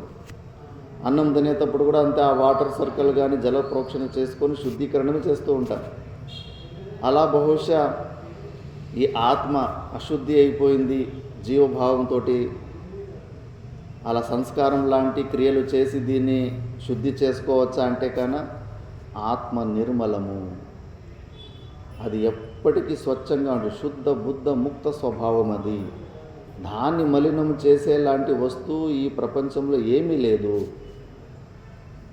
పంచభూతాలలో ఏ వస్తువు కూడా దాన్ని అసలు స్పర్శ కూడా చేయలేదు. కాబట్టి ఈ సంస్కార రూపమైన కర్మల ద్వారా కూడా మనము ఆత్మని పొందలేము. ఈ ఉద్దేశం ద్వారానే కర్మల ద్వారా మోక్షం రాదని శాస్త్రం చెబుతుంది. మరి భగవద్గీతలో చెబుతున్న 6 అధ్యాయాలు, మొదటి 6 అధ్యాయాలు నిష్కామ కర్మయోగం గురించి, నువ్వు కర్మని అంతఃకరణ శుద్ధి కోసం చేసుకోవచ్చు. అది ఎలా? ఈశ్వరార్పణ బుద్ధితోటి, నిష్కామ భావంతో, రిజల్ట్ ఓరియంటెడ్గా కాదు, డ్యూటీ ఓరియంటెడ్గా నువ్వు ఎప్పుడైతే కర్మలు చేసుకుంటావో ఆ కర్మ నిన్ను వదిలిపెట్టేస్తుంది. ముళ్ళుని ముళ్ళుతో తీసినట్టు కర్మని నిష్కామ కర్మయోగము ద్వారా మనం వదులుకోవాలి. అలా పనికి వస్తుంది. కానీ అది పరంపరయా సాధన, అంతఃకరణ శుద్ధి ద్వారా నిష్కామ కర్మ సాధన, కానీ సాక్షాత్తు కారణము కాదు. మళ్ళీ భజంతు దేవతా, దేవతలను ఉపాసన చేయడం, అవి కూడా తెలుసుకోవాలి. గుణచింతనం ఉపాసన అని. మన ఇష్టమైన దేవతలు పురాణాల ద్వారా వారిలో ఉన్న గుణాలు, సద్గుణాలు, సత్వగుణ ప్రధానమైన గుణాల గురించి, ఆ చరిత్ర గురించి ఎప్పుడు స్మరణ చేసుకుంటూ ఉంటే వారిలో ఉన్న గుణాలు మనలో కూడా కొద్ది కొద్దిగా ట్రాన్స్ఫర్ అయిపోతుంటాయి. గుణచింతనం ఉపాసన అని. అలాంటి ఉపాసనలో 3 ప్రకారాలు ఉంటాయి. ప్రతీక్ ఉపాసన, సంవర్గ ఉపాసన, అహంగ్రీ ఉపాసన అని. దాన్ని భక్తి అని సామాన్యంగా చెప్పుకుంటూ ఉంటాం. ప్రతీక్ ఉపాసన అంటే నికృష్టంలో ఉత్కృష్ట బుద్ధి పెట్టడం. రాయి అన్నది జడ పదార్థము, నికృష్టమైంది. శాలిగ్రామం కూడా నదుల్లో దొరుకుతూ ఉంటుంది. కానీ అందులో మనము ఉత్కృష్ట భావన చేస్తాం. ఈ పరమాత్ముడైన శివుడే ఇందులో ఉన్నాడు, శివలింగంలో ఉన్నాడని, శాలిగ్రామంలో సాక్షాత్ విష్ణు పరమాత్ముడే ఉన్నాడు అని. అలా నికృష్టంలో ఉత్కృష్ట భావన చేసుకుంటూ మనం ఏదైతే సాధన చేస్తూ ఉంటామో దానికి కూడా మంచి రిజల్ట్స్ ఉన్నాయి. మన అహంకారాన్ని డైల్యూట్ చేసుకోవాలనుకుంటే ఉపాసనానికి, భక్తికి మించిన ఇంకో మార్గం లేదు. నేను ఉన్న రూములో అక్కడ అదే చెప్పారు. భక్తిహీనమైన జ్ఞానము దురహంకారానికి కారణమవుతుందని అక్కడ గోడ మీద రాశారు. చాలా బాగా అనిపించింది. స్పష్టంగా చూడ్డానికి కూడా మనకు కనిపిస్తూ ఉంటుంది. ఎవరైతే ఉపాసన చేసుకోకుండానే ఈ జ్ఞాన విచారానికి వచ్చేస్తే జ్ఞానాభాసంతో శుష్కమైన వేదాంతాలు చెప్పుకొని అహంకారంగానే తయారవుతారు. కానీ వాళ్ళలో ఉన్న ఈగో మాత్రము డైల్యూట్ అయ్యింది. అదే ఫస్ట్ ఇష్టదేవతలు ఉపాసన చేసి, భక్తి చేసి, ఏమాత్రం కర్తృత్వ బుద్ధి లేకుండా సాధన చేసి వారు ఈ జ్ఞాన మార్గానికి వచ్చి దాన్ని ఈగోని నాకౌట్ ఎవరైతే చేసుకుంటారో వాళ్ళు చాలా అద్భుతమైన జీవన్ముక్త పురుషులుగా తయారవుతారు. కాబట్టి ఉపాసనలో కూడా మంచి అంతఃకరణ శుద్ధి కాకపోయినా ఏదైనా రిజల్ట్ కోరుకుంటే కూడా స్వర్గాది లోకాల వరకు నీవు వెళ్ళొచ్చు ప్రతీక్ ఉపాసన ద్వారా. ఇంకోటి సంవర్గ ఉపాసన అని వస్తుంది. అందులో ఉత్కృష్టంలో నికృష్ట బుద్ధి. బ్రహ్మదేవుడు చాలా ఉత్కృష్టమైన ఉపాధి. మనోబ్రహ్మేతి ఉపాసీత. ఆ బ్రహ్మదేవుడు నా మనసే అని. ఉత్కృష్టమైన బ్రహ్మదేవుని మన మనసుతోటి పోల్చడం. ఉత్కృష్టమైన బ్రహ్మలో ఈ నికృష్టమైన మనసులో, ఉత్కృష్టమైన బ్రహ్మలో నికృష్టమైన మనసుతోటి మనము పోలించుకోవడం. అది కూడా ఉపాసనే. దీన్ని సంవర్గ ఉపాసన అంటారు. ఈ ఉపాసన ద్వారా కూడా నువ్వు స్వర్గాది లోకాల వరకు వెళ్ళొచ్చు. దానికి పైన ఉన్న బ్రహ్మలోకం కూడా వెళ్ళలేం మనం. ఇంకోటి అహంగ్రీ ఉపాసన ఉంటుంది. ఏ దేవుణ్ణి మనము చింతన చేస్తూ ఉంటాము, ఇష్టదేవుణ్ణి, ఆ దేవుణ్ణి నేనే అయి ఉన్నాను, శివుడివై శివ పూజ చేయాలి, విష్ణువై విష్ణు పూజ చేయాలి, దేవి స్వరూపుడివై దేవి పూజ చేయాలి. అంగన్యాసం, కన్యాసం ఇవన్నీ కూడా ఫస్ట్ మనం ఆ ఉపాసన జపం చేసేకముందు మన అంగాలని శుద్ధీకరణ చేసుకోవడం. ఎందుకంటే దైవాన్ని ఆహ్వానిస్తున్నాం. నేను ఆరాధించే దైవం అది నా స్వరూపమే అయింది అని. దీని అహంగ్రీ ఉపాసన అంటారు. ఉపాసనలో ఇది చాలా శ్రేష్టమైన ఉపాసన. ఈ ఉపాసనకు బ్రహ్మలోకం వరకు గతి ఉంటుంది. ఒకవేళ మోక్ష కోరికతోటి ఇలా ఉపాసన చేసుకొని బ్రహ్మలోకానికి పోతే అక్కడ క్రమముక్తి ఉంటుంది. బ్రహ్మదేవుడే ఆచార్యుడిగా ఉండి మళ్ళా అక్కడ కల్పాంతం వరకు వేదాంత విచారణలు చేసుకొని అక్కడ వాళ్ళు మోక్షాన్ని పొందుతారు. కాబట్టి ఉపాసనలో కూడా ఇంత లిమిటేషన్స్ ఉంటాయి. సాక్షాత్ మోక్షం అనేది లేదు. ఇది కూడా మళ్ళా మనకు లేదు. ఉపాసన నాకు ఏ లోకాలు వద్దు, కేవలం అంతఃకరణ శుద్ధికి అంటే కానీ ఇంకా చాలా మంచిది. నిష్కామ కర్మయోగము ప్లస్ ఉపాసన మనం అంతఃకరణ శుద్ధిని దృష్టిలో పెట్టుకొని చేస్తే కన్నా చాలా ఫాస్ట్గా మనకు ఆ అంతఃకరణ శుద్ధి కలిగి ఆ జ్ఞానము మనకు అంటుకునేలాంటి మంచి స్థితి కలుగుతుంది. కాబట్టి దీన్ని ఉద్దేశంలో పెట్టుకొని కుర్వంతు కర్మాని భజంతు దేవతాః పఠంతు శాస్త్రాన్ని, ఇవి ఏమి చేసినా కూడా నీకు డైరెక్ట్గా మోక్షం కలుగదు. మరి దేని ద్వారా కలుగుతుంది అంటే ఆత్మైక్య బోధేన వినా విముక్తి నా సిద్ధ్యతి. జీవ బ్రహ్మ ఐక్య జ్ఞానము కలగకుండా పోతే మాత్రం మిగతా నువ్వు ఎన్ని పరిశ్రమలు చేసినా కూడా మోక్షం కలగదు. బ్రహ్మ శతాంతరేపి అని అంటే ఇక్కడ విచారానికి జ్ఞానానికి ఇంత ప్రముఖత ఇస్తున్నారు. మనం మహత్వ బుద్ధిని పెంచుకోవాలి అని. ఎందుకంటే ఉదయం కూడా మనం విచారణ చేసుకున్నాం. మనకున్న సంబంధము కల్పితమైన బంధం కాబట్టి, ఊహించుకున్న సమస్యలు కాబట్టి, ఒక ఉపదేశము జ్ఞానము ద్వారానే దానికి సొల్యూషన్ ఉంది.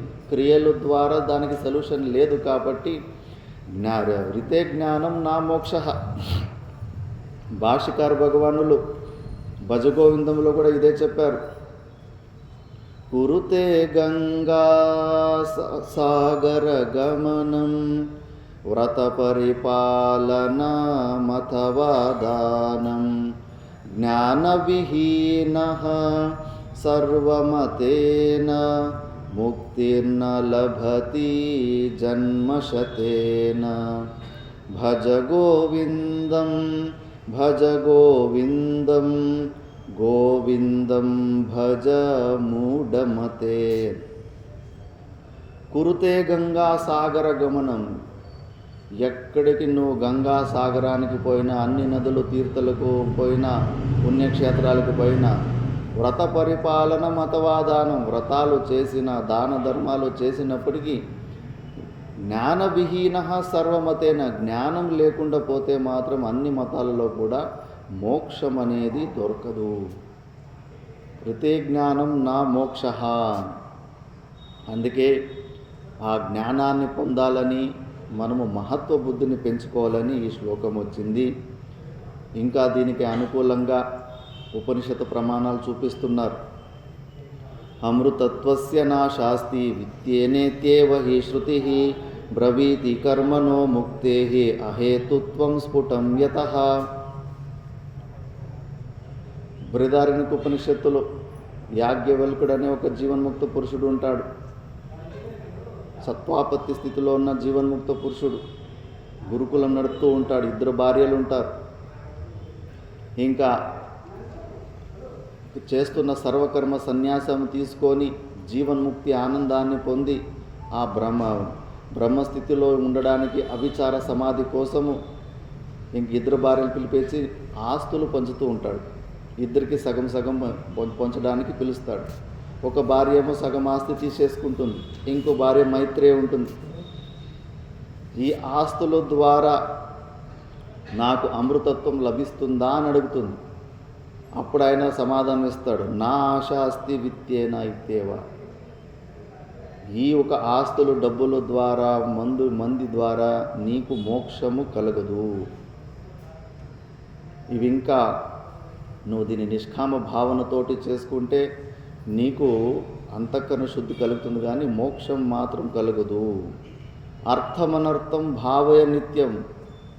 మనం ఏదైతే మనకు సెక్యూరిటీగా ఉంటుంది, మనకు ప్రయోజనంగా ఉంటుందని అనుకుంటున్నామో అది ఒక రూపంలో స్పష్టంగా చూస్తే అది మనకు అనర్థాలనే సృష్టిస్తూ ఉంటుంది. బుద్ధ భగవానుడి చరిత్రని స్మరించుకోండి. మంచి రాజు ఇంట్లో పుట్టి ఉంటాడు. పుట్టిన వెంబడే జ్యోతిషులు చెప్పేస్తారు, ఇతడైతే పెద్ద సామ్రాట్ అవుతాడు, చక్రవర్తి అవుతాడు, లేదంటే మహాయోగి అవుతాడు అని. వాళ్ళ నాన్నకు, అబ్బో నా కొడుకు సన్యాసి అవడం నాకు ఇష్టం లేదు, ఇతడు సామ్రాట్ చక్రవర్తినే కావాలి, అలాగే కావాలంటే నేను ఏం చేయాలని అడుగుతాడు. అయితే తనకు విరక్తి కలిగించేలాంటి సిచ్యుయేషన్ను క్రియేట్ కాకూడదు. అలాగానే నువ్వు పెంచితే కానా అతడికి విషయాలలో ఇంట్రెస్ట్ వస్తే కానీ తప్పకుండా చక్రవర్తి వైపు అవుతాడు, సన్యాసం వైపు పోడు. సరే అని వాళ్ళ నాన్న ఉన్న కోటకి బాగా 30 ఫీట్లు హైట్గా కాంపౌండ్ వాళ్ళు కట్టించేసి బుద్ధుని ఎలాంటి కోటలో పెట్టి ఉంటాడంటే తెల్ల వెంట్రుకలు వచ్చిన వాళ్ళు లోపలికి ఎంట్రన్స్ ఉండదు. ఎందుకంటే ఆ వికారం చూస్తే మళ్ళీ వృద్ధత్వం గురించి వచ్చేసి వైరాగ్యం వచ్చేస్తుందని. అంత యువావస్థలోనే ఉండాలి. ఎంతోమంది దాసుల్ని పెట్టింటాడు. ఏ వస్తువు కావాలన్నా కూడా లభించేలాగా చేసింటాడు. అందమైన భార్యతోటి పెళ్ళి కూడా చేస్తాడు. కాకపోతే ఎంత ఫెసిలిటీ ఇచ్చినా కూడా అందులో మనకు ఆనందం దొరకదు. ఇప్పుడు పొట్ట నిండా భోజనం తిన్న తర్వాత నువ్వు ఎంత మంచి భోజనం తీసుకొచ్చిన తర్వాత కూడా అసలు అది తినబుద్ధి కూడా కాదు, రుచి కూడా కనిపించదు. ఆకలి ఉంటేనే భోజనము దాని విలువ అది బాగుంటుంది. దాహం వేస్తేనే నీళ్లు తాగితే అమృతంలాగా అనిపిస్తాయి. నీళ్ళు బాగా తాగి ఉన్నప్పుడు మళ్ళీ నీళ్ళు ఎంత ఇస్తే మళ్ళీ దాన్ని ముట్టుకోవాలని కూడా అనిపించదు. అలా బుద్ధ భగవానికి ఆ భోగాలలో అసంతుష్టి పొంది నేను బయటకు పోయి ప్రపంచాన్ని చూడాలని కోరికను వ్యక్తం చేస్తాడు. వాళ్ళ నాన్నకేమో భయం, బయట ఉన్న వికారాలు చూస్తే వీడికి వైరాగ్యం వచ్చేస్తుంది. పర్మిషన్ ఇవ్వడు. అయినప్పటికీ కూడా రథసారథితోటి మాట్లాడుకొని కోటని అర్ధరాత్రిలో తప్పించుకొని బయటికి వెళ్ళిపోతాడు. బయటికి వెళ్ళిపోయి చూస్తున్నప్పుడు ఫస్ట్ ఒక వృద్ధుని చూస్తారు. ఈ జంతువు ఏ జంతువు అని అడుగుతాడు సారథిని. అయ్యో ఇది జంతువు కాదు, మనిషే. ఎవరన్నా కానీ వయసు అయిపోయిన తర్వాత ఇలాగ వృద్ధుల్లాగా వచ్చి వికారంగానే తయారవ్వాలి కదా అంటాడు.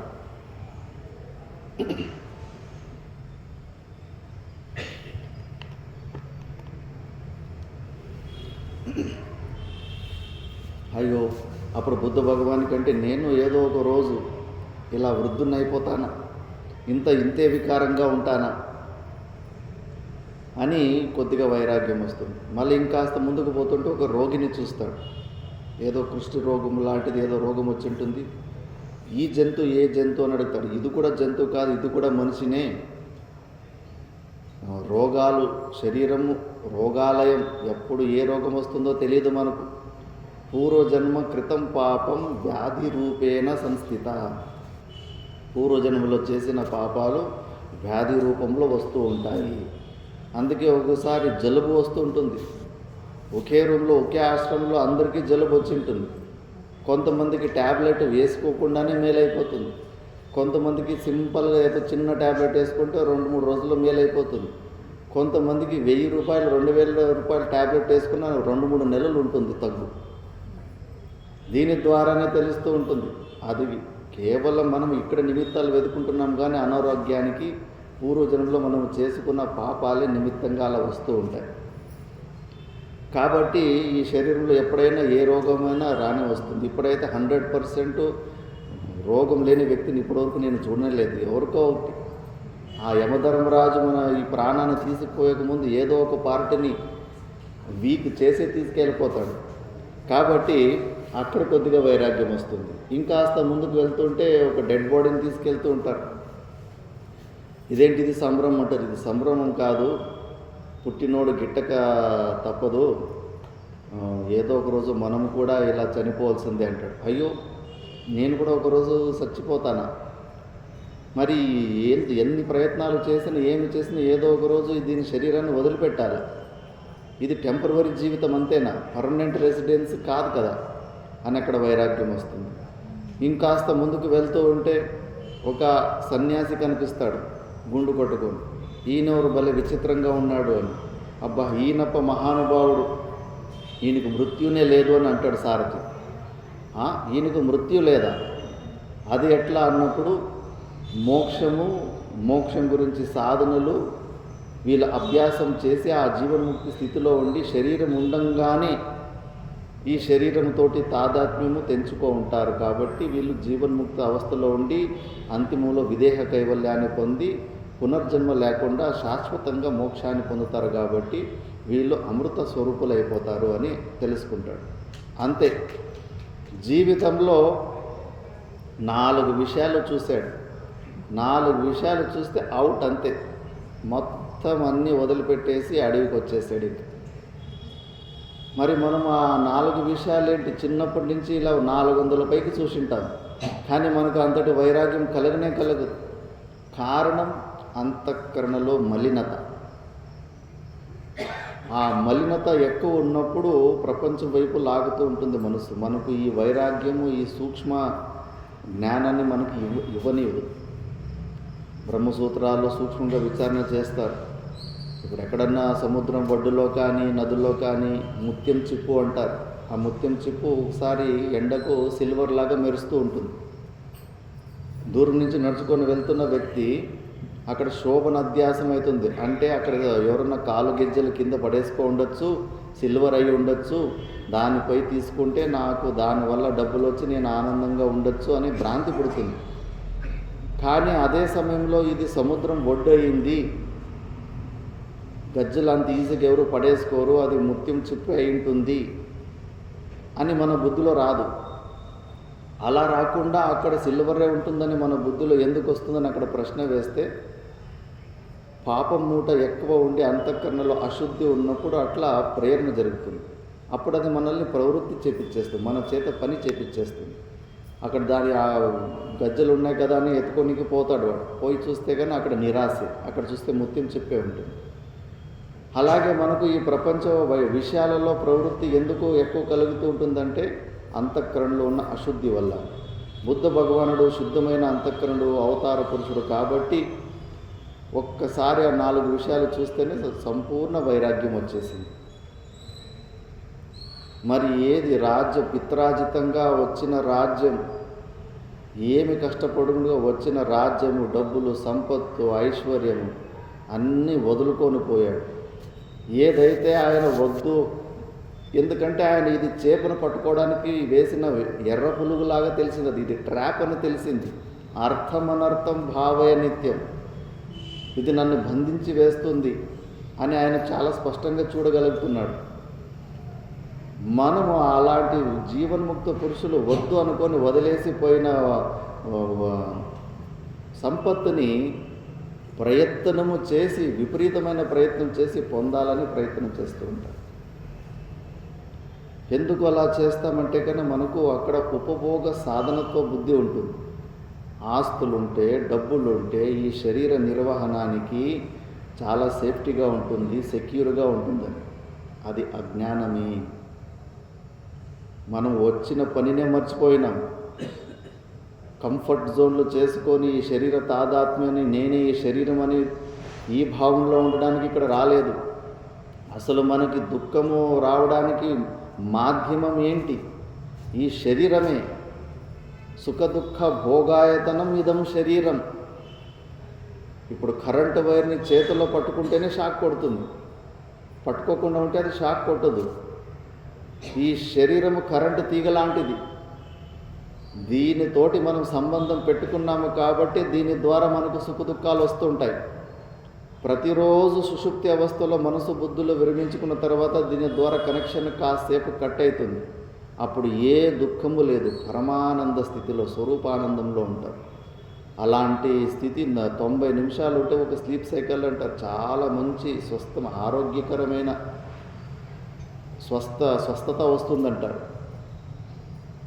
మరి ఇలాంటి శరీరముతోటి ప్రతిరోజు సుషుప్తి అవస్థలో ఇదే యుక్తి. దీనితోటి సంబంధం తెంచుకున్నప్పుడే మనము హాయిగా ఉన్నాం. మరి ఏనకేన ప్రకారేణ ఈ శరీరంతో ఉన్న సంబంధము తెంచుకునే ప్రయత్నాలు వెతకాలి. కానీ ఈ శరీరాన్ని ఇంకా పుష్టి చేసుకొని ఇందులోని తాదాత్మ్యం పొందే పనులు చేస్తే మళ్ళీ మనకు దుఃఖాలు మాత్రం అనివార్యము. కరెంటు తీగిన చేతిలో పట్టుకొని నాకు షాక్ కొట్టొద్దంటే ఎట్లా? ఈ శరీరము నేను అనే తాదాత్మ్య సంబంధం పెట్టుకొని నాకు దుఃఖాలు రావాలి, దుఃఖ నివృత్తి కలగాలంటే అది ఎలా కుదురుతుంది? అది కుదరని పని, విపరీతమైన ఎక్స్పెక్టేషన్ అది. ఏమి స్వామీజీ, శరీరముతోటి కనెక్షన్ తెంచుకోవడానికి అవుతుందా? ఇది సాధ్యమా అంటే అవును, సాధ్యమే. మనం ఎంతో పుణ్యం చేశాం కాబట్టి పుణ్యమైన భారతదేశంలో పుట్టాం. అలాంటి స్థితిని, ఈ శరీరంతో ఉన్న సంబంధాన్ని తెంచుకున్న వాళ్ళు ఒకరు కాదు, ఇద్దరు కాదు, ఎంతోమంది మహానుభావులు ఉన్నారు.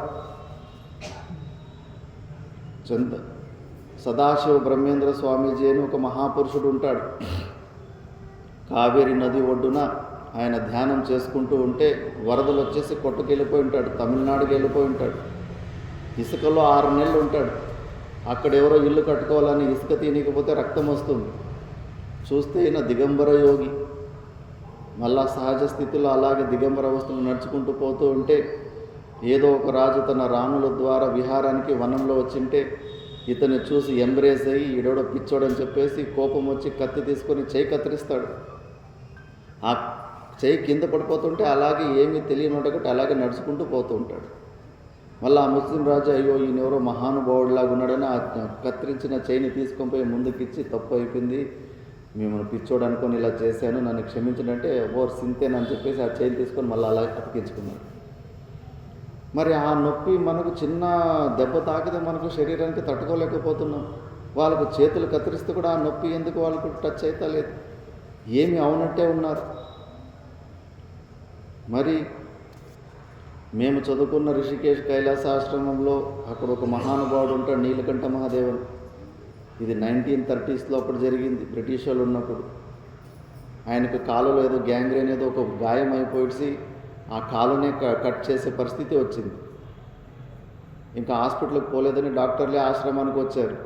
గురుగారు అనస్థీషియా ఇంజెక్షన్ ఇవ్వాలి, మొత్తం ఇంజెక్షన్ ఇవ్వాలి, ఆపరేషన్ చేయాలి అంటే ఏం అవసరం లేదు, నేను విద్యార్థులకి పాఠాలు చెప్పాలని చెప్పేసి మీ పని మీరు చేసుకోండి, నా పని నేను చేసుకుంటాను. వాళ్ళు ఇటువైపు హ్యాక్సా పెడుతూ పరా అని కాలు కోస్తూ ఉంటే తొడ వరకు ఆయన ఇటు తిరిగి ఆయన విద్యార్థులకి సంక్షేప శారీరకం అనే గ్రంథాన్ని పాఠం చెబుతున్నాడు.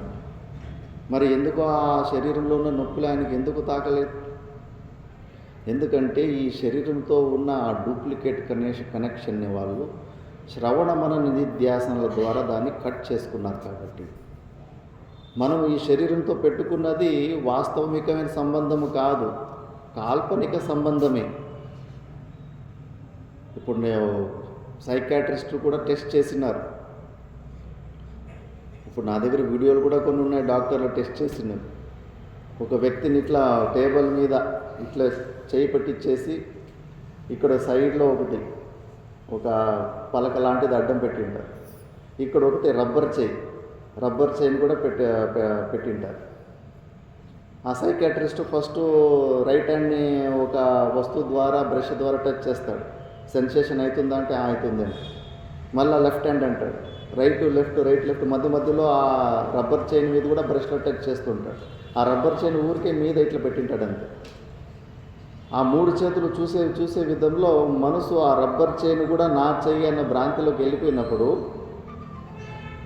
ఆ రబ్బర్ చైన్ నా చెయ్యి అనే మెంటల్ కనెక్షన్ పెట్టేసుకుంటుంది. మళ్ళీ కేవలం ఆ రబ్బర్ చైన్ని బ్రష్ తోటి ఇట్లా అంటే ఇప్పుడు సెన్సేషన్ వస్తుంది అంటే కన్నా అవును సెన్సేషన్ వస్తుంది అని అంటాడు. మళ్ళీ ఒక సుత్తి తీసుకొని టప్ అని ఒక దెబ్బ కొడితే కానీ ఉలిక్కి పడతాడు, అబ్బో నా చేయి మీద సుత్తితోటి కొట్టావా.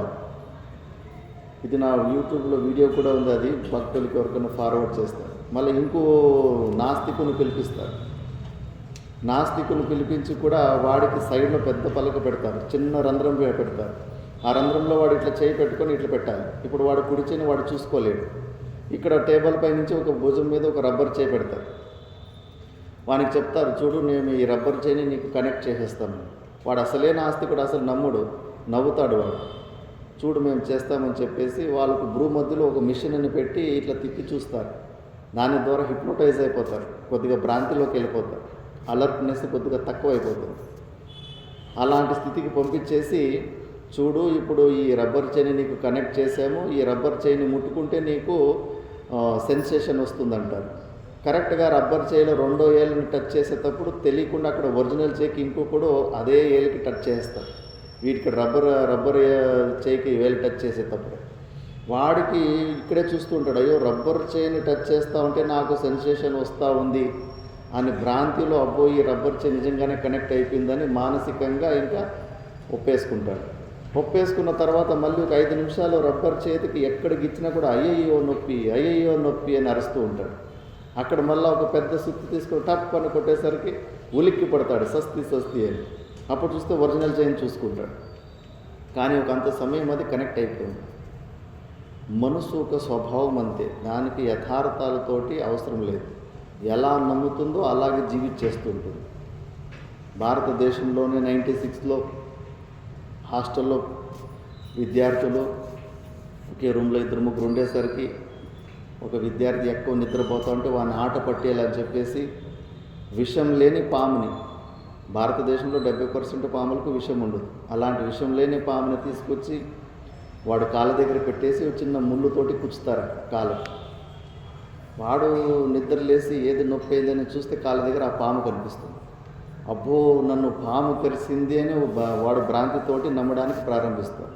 వీళ్ళ ఫ్రెండ్స్ కూడా ఇంకా వీళ్ళని ఆట పట్టేయాలని చెప్పేసి, అవునరా నేను పాము కరిసింది, ఇప్పుడు విషయం కింద నుంచి పైకి వెళ్ళి నోటలో నురుగొచ్చి నువ్వు ప్రాణం కోల్పోతావు అని ఇట్లా ఇంకా ఎక్కువ భయపెట్టిస్తున్నారు. వాడు నిజంగానే నన్ను పాము కరిసిందని నమ్మినందుకు నిజంగానే కింద నుంచి విషయం పై దాకా వెళ్ళి నిజంగానే ప్రాణం కోల్పోయాడు. వాళ్ళ ఫ్రెండ్లు కూడా షాక్, వీడికి ఏమీ కాదులేని వాళ్ళు అనుకున్నారు.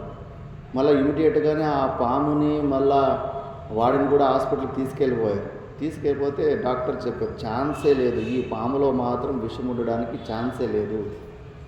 మళ్ళీ ఆ ముళ్ళు చూశారు, ముళ్ళులో కూడా విషం లేదు. మరి ఎలా వీడికి విషం ఎక్కడి నుంచి వచ్చింది, ఎలా ప్రాణం కోల్పోయాడంటే మళ్ళీ శాస్త్రంలోనే విచారం చేస్తారు. మనసుకు ఆ పవర్ ఉంటుంది. ఈ ప్రపంచంలో ఉన్న ప్రతి ఒక్క వస్తువు కూడా పంచభూతాల నుంచి ఉత్పన్నమైంది. ఆకాశము, వాయువు, అగ్ని, నీరు, పృథివీ, ఈ 5 పంచమహాభూతాల నుంచి ఇది సృష్టి అయింది. పంచీకృత పంచమహాభూతాలు అంటారు. పంచీకరణం అంటే ఈ 5 భూతాలు మిక్స్ అయి ఉంటాయి. ఎలా మిక్స్ అయి ఉంటాయంటే, మన దగ్గర ఇప్పుడు 5 మంది ఉన్నామనుకుందాం, 5 మంది దగ్గర 5 డిఫరెంట్ పండ్లు ఉన్నాయి. 5 డిఫరెంట్ పండ్లని మనము సగం కట్ చేసుకొని సగం మనకు ఉంచుకొని మిగతా సగాన్ని మన పక్కలో ఉన్న వాళ్ళ దగ్గర షేర్ చేసుకోవాలనుకున్నప్పుడు దాన్ని 4 ముక్కలు చేసి పక్కలో ఉన్న ఈ 4గురికి మనం పంచుకుంటాం. ప్రతి ఒక్కరూ అంతే, వాళ్ళ దగ్గర ఉన్న పండుని సగం కట్ చేసుకొని మిగతా సగాన్ని 4 ముక్కలు చేసుకొని పక్కలో ఉన్న వాళ్ళకి ఇచ్చుకుంటారు. అప్పుడు అందరి దగ్గర వాళ్ళ దగ్గర ఉన్న పండుది ఒక 50% అంశం ఉంటుంది, మిగతా వాళ్ళ దగ్గర ఉన్న పండ్లది ఒక 12.5%, 12.4% అది కూడా ఉంటుంది. ఇలా ఒక ఆకాశంలో కూడా 50% ఆకాశతత్వము, మిగతా 4 పంచభూతాలది కూడా కొద్దిగా ఉంటుంది. దీన్ని పంచీకరణం అంటారు. అలా పంచీకరణం అయిన తర్వాత పంచమహాభూతాల ద్వారా ఈ ప్రపంచంలో ఉన్న ప్రతి ఒక్క వస్తువు కూడా ఉత్పన్నమైంది. అందుకే దీనికి పేరు ప్రపంచం అని. అంటే ప్రకృష్ట, పంచ అంటే 5. ప్రకృష్ట రూపేణ పంచ ఇది ప్రపంచ. ఈ పంచమహాభూతాలు పర్ఫెక్ట్గా మిక్స్ అయిన తర్వాత పుట్టింది కాబట్టి దీనికి ప్రపంచం అని పేరు. కాబట్టి ఈ పాము కూడా పంచభూతాల నుంచినే పుట్టింది. పాములో విషం ఎక్కడి నుంచి ఉత్పన్నమైంది? పంచభూతాల ద్వారా పుట్టిన పాములోనే విషం ఉత్పన్నమైంది. ఆ పంచభూతాల పరమాణులు మనలోనే ఉంటాయి. శాస్త్రం వాటిని పరమాణు ఉంటుంది, మీరు సైన్స్లో దాన్ని ఆటమ్స్ అనొచ్చు, మాలిక్యూల్స్ అనొచ్చు, ఎలక్ట్రాన్స్ అనొచ్చు, ప్రోటాన్స్ అనొచ్చు, న్యూట్రాన్స్ అనుకోవచ్చు. స్మాలెస్ట్ యూనిట్ని శాస్త్రం పరమాణు అంటుంది. ఆ పంచభూతాల పరమాణాలు మన శరీరంలో కూడా కంప్లీట్గా ఉన్నాయి. అందుకే ఎవరికైతే పవర్ఫుల్ మైండ్ ఉంటుందో, కంట్రోల్డ్ మైండ్ ఉంటుందో, యోగులు ముఖ్యంగా ఈ మొబైల్ని యాపిల్గా కన్వర్ట్ చేయగలరు, యాపిల్ని మొబైల్గా కన్వర్ట్ చేసుకోగలరు. అంత సామర్థ్యం వాళ్ళకు ఉంటుంది. ఎందుకంటే అన్నింటిలో కూడా పంచభూతాల పరమాణులు ఉంటాయి కాబట్టి. అంత స్ట్రాంగ్ మైండ్ ఉండాలి. అలాగే ఆ వ్యక్తి, ఆ పిల్లగాడు, వాడికి పాము కరవకపోయినా మనసు ద్వారా చాలా దృఢంగా నన్ను పాము కరిచిందని దృఢంగా నమ్మినందుకు నిజంగానే వాడి శరీరంలో అక్కడే విషం ఉత్పన్నమైంది. విషం ఉత్పన్నమై ప్రాణాన్ని కోల్పోయాడు. అందుకే మన మనసు యథార్థాన్ని ఎక్కువ పట్టించుకోదు. ఎలా నమ్ముతుందో అలాగే మనకు జీవించి మనకు రిజల్ట్ ఇచ్చేస్తుంటుంది.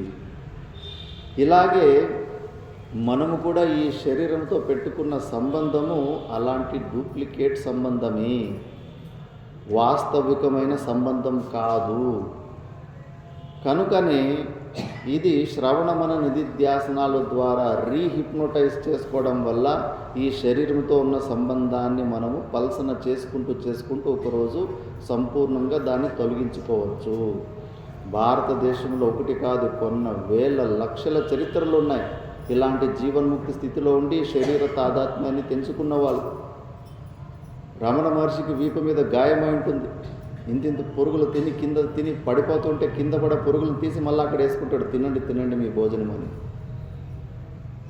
ఎందుకంటే వాళ్ళకి ఆ శరీర భావనలో ఉండరు. చంద్రశేఖర భారతి స్వామీజీ వారు అక్కడ దేవి ఆరాధన చేసినప్పుడు వాళ్ళకు శాల్వ లాంటిది అవి ఇవి కప్పుతుంటారు శిష్యులు.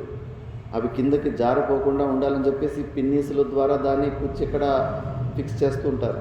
ఒకరోజు శిష్యుడు చర్మంతో పాటు కుచ్చి దాన్ని ఫిక్స్ చేసి ఉంటాడు. కానీ ఆ కార్యక్రమంతో మొత్తం అంతా అయిపోయిన తర్వాత తీసేటప్పుడు ఆ శిష్యునికి అర్థమవుతుంది, అయ్యో గురుగారి చర్మాన్ని కూడా కలిపి నేను కుట్టేశాను పిన్నీసు ద్వారా అని. అప్పుడు భయపడి క్షమాపణ అడిగాడు. గురుగారు, మరి ఇంతసేపు మీరు ఎలా ఉన్నారంటే, అసలు ఆ శరీర భావంలో మేము ఉండమని సమాధానం ఇచ్చారు. అది కదా నిజమైన సర్వతంత్ర స్వతంత్రం అంటే. ప్రతి ఒక్క వ్యక్తి కూడా స్వతంత్ర పోరాటాలు జరుపుతూనే ఉన్నాడు. కోడలు అత్త నుంచి స్వతంత్రం కావాలని, పిల్లలు తల్లిదండ్రుల నుంచి స్వతంత్రం కావాలని, ఎక్కడ పోయినా ఎంప్లాయీ తన బాస్ నుంచి స్వతంత్రం కావాలని, స్థూల రూపంలో స్వతంత్రంగా ఉండాలనే ప్రయత్నాలు చేస్తాను. కానీ నిజమైన స్వతంత్ర అంటే ఈ శరీరంతో ఉన్న తాదాత్మ్యాన్ని తెంచుకుంటే నిజమైన సర్వతంత్ర స్వతంత్రంలో అవుతాం మనము. అది గొప్ప స్థితి ఉంటుంది. అప్పుడు మన జుట్టు ఎవ్వరికి దొరకదు. అలాంటి జీవన్ముక్త స్థితిని పొందారు. ఎందుకంటే మనం ఈ శరీరంతో పెట్టుకున్న సంబంధం వాస్తవికం కాదు. కనుకనే మిగతావన్నీ ఇప్పుడు జ్ఞాన మార్గం కానీ ఉపాసన మార్గం కానీ వీటి వల్ల కాదు పని. ఏది ఇక్కడ జ్ఞానము ద్వారానే అవుతుంది. ఆత్మైక్య బోధేన వినా నా ముక్తి అని చెప్పారు. అందుకే యాజ్ఞవల్కుడు కూడా భార్యకు పిలిచి ఈ ఆత్మజ్ఞానాన్ని చెప్పి, నీకు ఈ డబ్బుల ద్వారా ఈ వస్తువుల సంపత్తు ద్వారా నీకు మోక్షం కలగదు, ఇంకా ఈ అర్థం నీకు అనర్థాన్ని సృష్టిస్తుంది, కానీ నీకు ఇది మోక్షానికి పనికిరాదు అని చెప్పేసి. కాబట్టి ఈ శ్లోకంలో అమృతత్వస్య నా ఆశాస్తి విత్తేన పోని మంది ఎమోషన్ తోటి మనం బాండింగ్ ఉంటుంది. అయ్యో నేను లేకపోతే నా భార్య పిల్లలు ఎలా బతుకుతారు, వాళ్ళు ఎలా బతుకుతారు, వాళ్ళు లేకపోతే నేను ఎలా బతకాలి. ఇక్కడ కూడా మనకు అనేక భ్రాంతులు ఉంటాయి. బృహదారణ్యక ఉపనిషత్తే చెప్తుంది, ఆత్మనస్తు కామాయ సర్వం ప్రియం భవతి అని. ప్రతి ఒక్కరికి తనలో ఉన్న వాళ్ళ ఆత్మస్వరూపం కన్నా ఎక్కువగా ప్రీతికరమైనది బయట లేనే లేదు. బయట మనకు అనిపిస్తుంటే ఒకవేళ వాళ్ళు నన్ను అన్కండిషనల్గా ప్రేమిస్తున్నారు, వీళ్ళు నన్ను అన్కండిషనల్గా ప్రేమిస్తున్నారు, నేను లేకపోతే అసలు వాళ్ళు జీవించలేరు అనుకుంటే అది మన భ్రాంతి మాత్రమే. సాక్షాత్ యాజ్ఞవల్కుడే చెప్తున్నాడు, భార్యకు మొగుడు ఎప్పుడు ఇష్టమవుతాడంటే తనకు అనుకూలంగా ఉన్నప్పుడే. ప్రతికూలంగా వెళ్ళినప్పుడు చంపేస్తారు. ఎన్నో ఘటనలు జరుగుతూనే ఉన్నాయి. పిల్లలు కూడా అంతే. తల్లిదండ్రులకు అనుకూలంగా ఉన్నారు, చెప్పిన మాట వింటున్నారంటే వాళ్ళ మీద ప్రేమ పుడుతుంది. వ్యతిరేకంగా పోయారంటే కనుక మళ్ళీ వాళ్ళ మీద ద్వేషం కూడా పుడుతూ ఉంటుంది. శాస్త్ర ప్రమాణం ఉంది. చాలామంది అప్పుడు కూడా ఋషులు చాలా అబ్జర్వ్ చేశారు. తల్లికి పిల్ల మీద ఉన్న ప్రేమ ఇవన్నీ కొద్దిగా చూస్తే నిస్వార్థంగా ఉన్నట్టున్నాయి. మరి ఎట్లా అంటే అవి కూడా యోగులు పరీక్ష చేశారు. ఒకసారి ఒక చెట్టు మధ్యలో నది మధ్యలో ఉన్నప్పుడు వరదలు ఎక్కువ వచ్చేసరికి నీళ్లు పైకి వస్తూ ఉంటాయి. అందులో ఒక కోతి పిల్ల ఉంటుంది. నీళ్ళు పైకి వస్తూ ఉన్నప్పుడు ఎప్పటి వరకు తల్లి కోతికి కంఠం వరకు నీళ్ళు వస్తున్నాయో అప్పటి వరకు పిల్ల కోతిని చేతిలో పైకెత్తి కాపాడింది. ఎప్పుడు అది మునిగే పరిస్థితి వచ్చిందో కాళ్ళ కిందకి తన పిల్లని వేసుకొని అది బయటికి ముఖంపై బయట పెట్టి కాపాడుకోనే ప్రయత్నం చేసింది. దీన్ని మళ్ళీ ల్యాబొరేటరీలో కూడా టెస్ట్ చేశారు. గ్లాస్ కంటైనర్లో కోతి పిల్లని వేసి పైనుంచి నీళ్లు పోయడం స్టార్ట్ చేశారు. శక్తి ఉన్నంతసేపు ఇది మళ్ళీ సుస్తే పిడిచి పిల్ల కోతిని తల్లి కోతికి పైన ఎత్తి కాపాడుకుంటూ ఉంటాం. ఎప్పుడు అది మునిగే పరిస్థితి, నీళ్ళు కూడా దాని హైట్ ప్రకారం వేసింటారు. అది నిలుచుకుంటే కానీ అది మునిగుతూ ఉంటుంది. కానీ దాని కింద ఒక 4 ఇంచులు ఏదైనా సపోర్ట్ దొరికితే కన్నా ఆ నీళ్ళ నుంచి బయట కొద్దిగా తలెత్తుకోవచ్చు. అలాంటి పరిస్థితులు వదిలిపెడితే ఆ పిల్ల కోతిని కిందకేసేసి అది తన ప్రాణం కాపాడుకోవడానికి ప్రయత్నం చేస్తుంది. కాబట్టి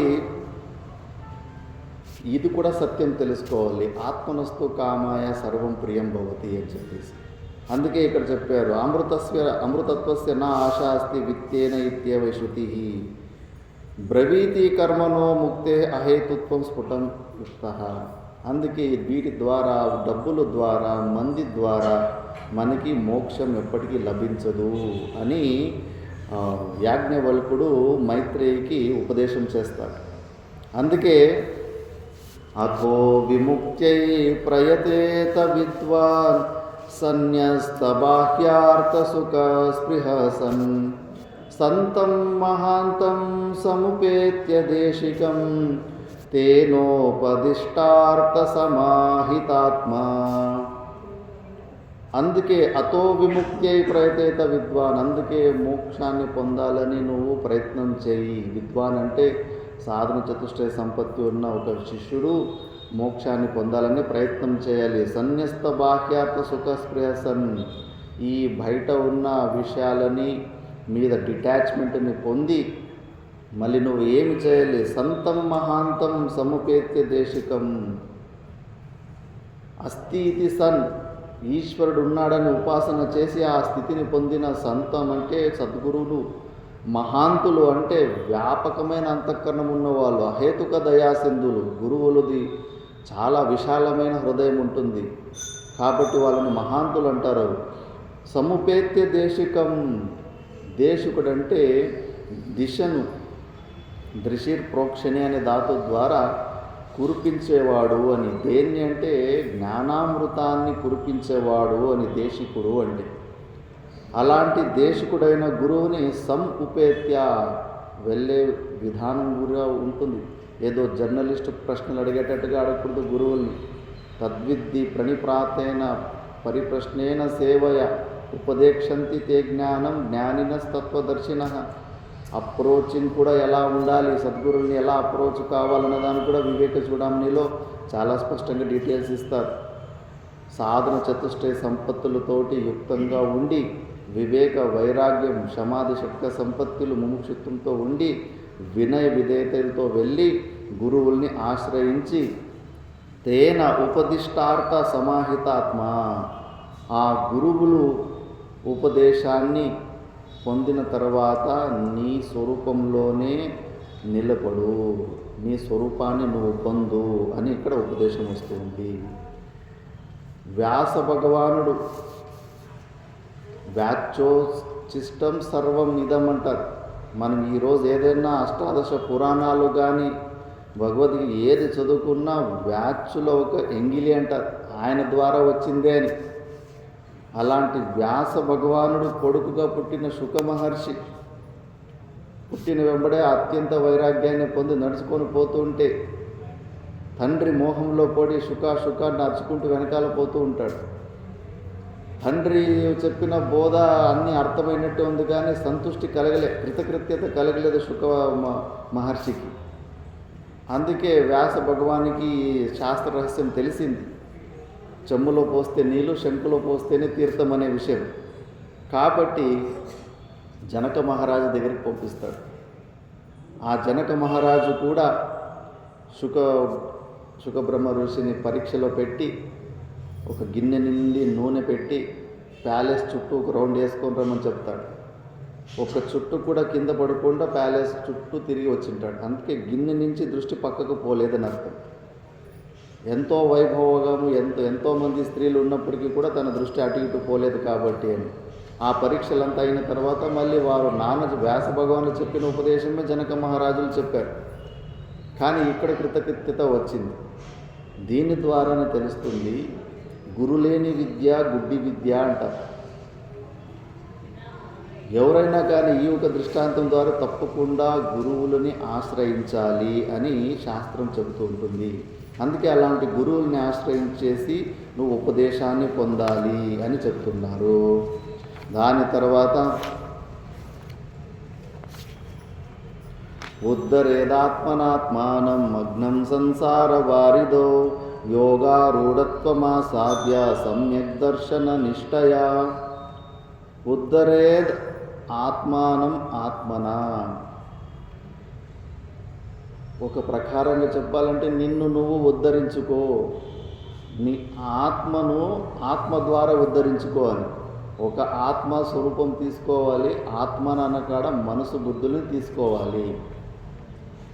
ఇంద్రియాలకి అగోచరమైనప్పటికీ కూడా మనసా ఏవ అనుద్రష్టవ్యం. కీదృశ మనస, ఎలాంటి మనసు ద్వారా? శృతి ఆచార్య సంస్కృత మనసా ఏవ అనుద్రష్టవ్యం.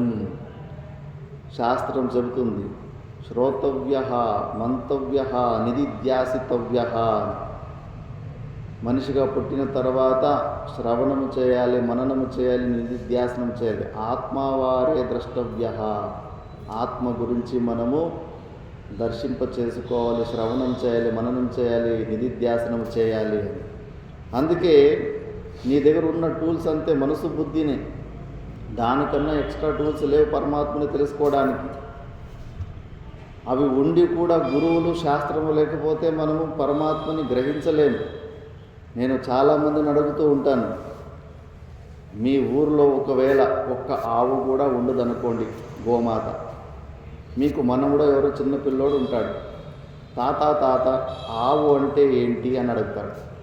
మీరు ఫోటోలు చూపించకుండా కేవలం శబ్దాల ద్వారా, లక్షణాల ద్వారా ఆవు గురించి ఏమి చెప్తారు అని అడుగుతాను నేను ఎక్కడ పోయినా కూడా. చాలామంది ఏముంటుంది స్వామీజీ, 4 కాళ్ళు, తోక, కొమ్ములు, పొదుగు, ఇదే ఆవు అని. ఈ లక్షణాలు బర్రెకు కూడా ఉంటాయి. నీలుగాయన అడవిలో ఉంటుంది, దానికి కూడా ఉంటాయి. మరి రేపు వాడు బర్రెని చూసి ఆవు అనుకుంటాడు, నీలుగాయని అడవిలో దుప్పి దాన్ని కూడా చూసి ఆవు అనుకుంటాడు. మరి చెప్పండి, ఏదైనా లక్షణం చెప్పండి. మీరు ఒక ఆవు జ్ఞానాన్ని శబ్దాల ద్వారా మీరు చెప్పాలి, పిల్లగానికి జ్ఞానబోధ చేయాలి. ఎలా చేస్తారంటే మ్యాక్సిమం ఇప్పటి వరకు ఎవరు చెప్పలేకపోయారు. వస్తువులని కేవలం మనము ప్రకటించుకొని గట్టిగా అరుచుకుంటే ఆ వస్తువు ఉంటుంది, ఇలాగే ఉంటుందని అదేం ప్రూఫ్ ఉండదు. లక్షణ ప్రమాణాభ్యాం వస్తు సిద్ధి అని. నహి ప్రతిజ్ఞ మాత్రేన వస్తు సిద్ధ్యతే. లక్షణ ప్రమాణాల ద్వారా నువ్వు నిరూపించాలి ఆ వస్తువుని. ఆ వస్తువుకి లక్షణం ఏంటి, ఏ ప్రమాణం ద్వారా ఆ వస్తువుని తెలుసుకోవాలి, పొందాలని. అందుకే శాస్త్రం చెబుతుంది, శాసనాదిమత్వే సతి శృంగిత్వం గోర్లక్షణం అని. ఆవుకు లక్షణం చెబుతుంది. ఆవుకు గొంతు కింద ఈ గంగడోలు అంటారు, ఎక్స్ట్రా స్కిన్ ఎక్కువ వేలాడుతూ ఉంటుంది. ఆ ఎక్స్ట్రా స్కిన్ నుండి 2 కొమ్ములు దేనికైతే ఉంటాయో అది ఆవు అని. ఈ లక్షణము ఎక్కడా నీకు అతివ్యాప్తి దోషాలు ఉండవు, అటు ఇటు లక్షణాలు పోవు, ఒక ఆవులోనే ఉంది. మరి కొమ్ములు ఎందుకు చెప్పారు స్వామీజీ? కేవలం గంగడోలు ఉన్నది ఆవు అంటే అయిపోతుంది కదా అంటే, ఆ గంగడోలు లాంటిది ఊసురువల్లికి కూడా ఉంటుంది, దానికి కూడా గొంతు కింద ఎక్స్ట్రా స్కిన్ ఎక్కువ ఉంటుంది. కాబట్టి అక్కడ ఊసురువల్లిని చూసి మళ్ళీ రేపు ఆవు అనుకుంటాడు. దాన్ని కూడా ఆ లక్షణాల నుంచి బయటకు పంపేయాలంటే శృంగిత్వం. శాసనాదిమత్వే సతి శృంగిత్వం గోర్లక్షణం.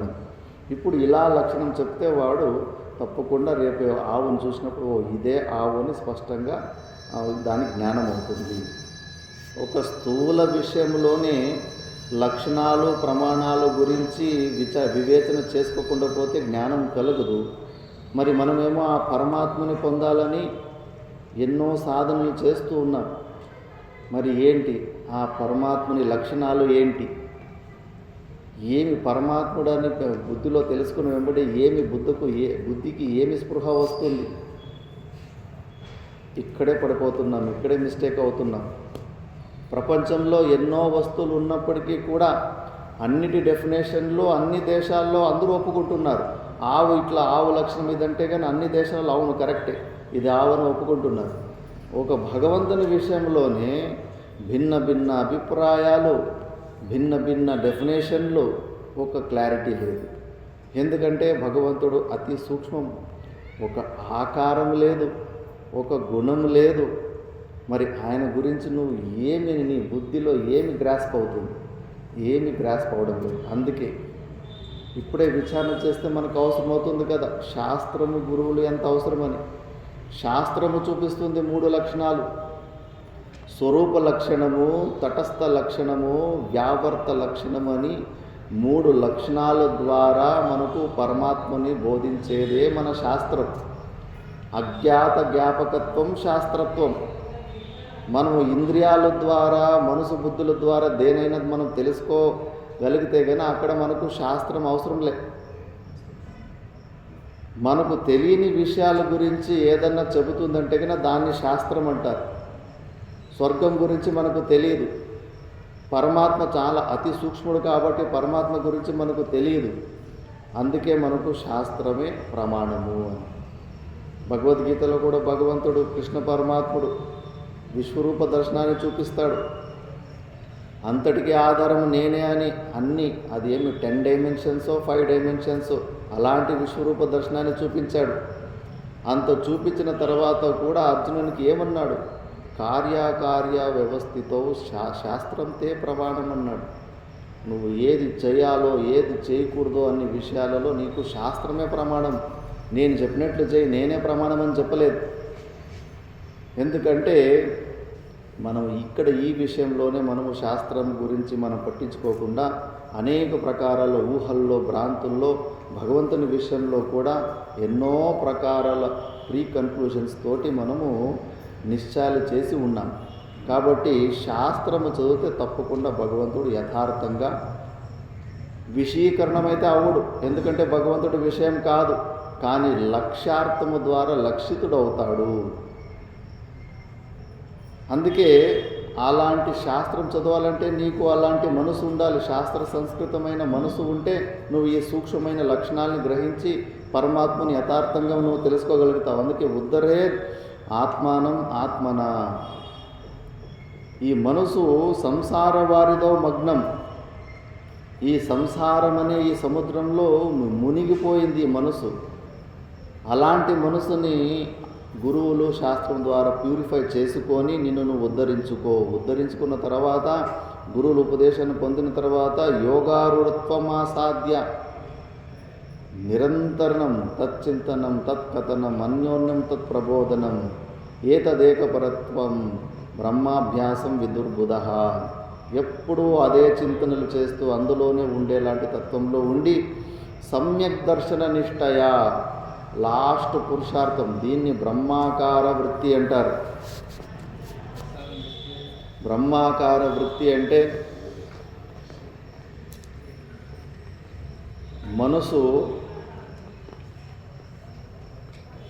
మనసులో బయట మనం చూస్తున్నప్పుడు 2 ప్రకారాల్లో వ్యాప్తి ఉంటుంది. ఫల వ్యాప్తి, వృత్తి వ్యాప్తి అని. ఇది కొంచెం సబ్జెక్టు కొంచెం కఠినమైనప్పటికీ కూడా ఇంకా వర్షం వస్తుంది. మనము నెక్స్ట్ ఉదయం క్లాస్లో మనం దీని గురించి చర్చ చేసుకుందాం. ఓం సహనా భవతు సహనౌ భునక్తు సహ వీర్యం కరవావహై తేజస్వినావధీతమస్తు మా విద్విషావహై. ఓం శాంతి శాంతి శాంతి.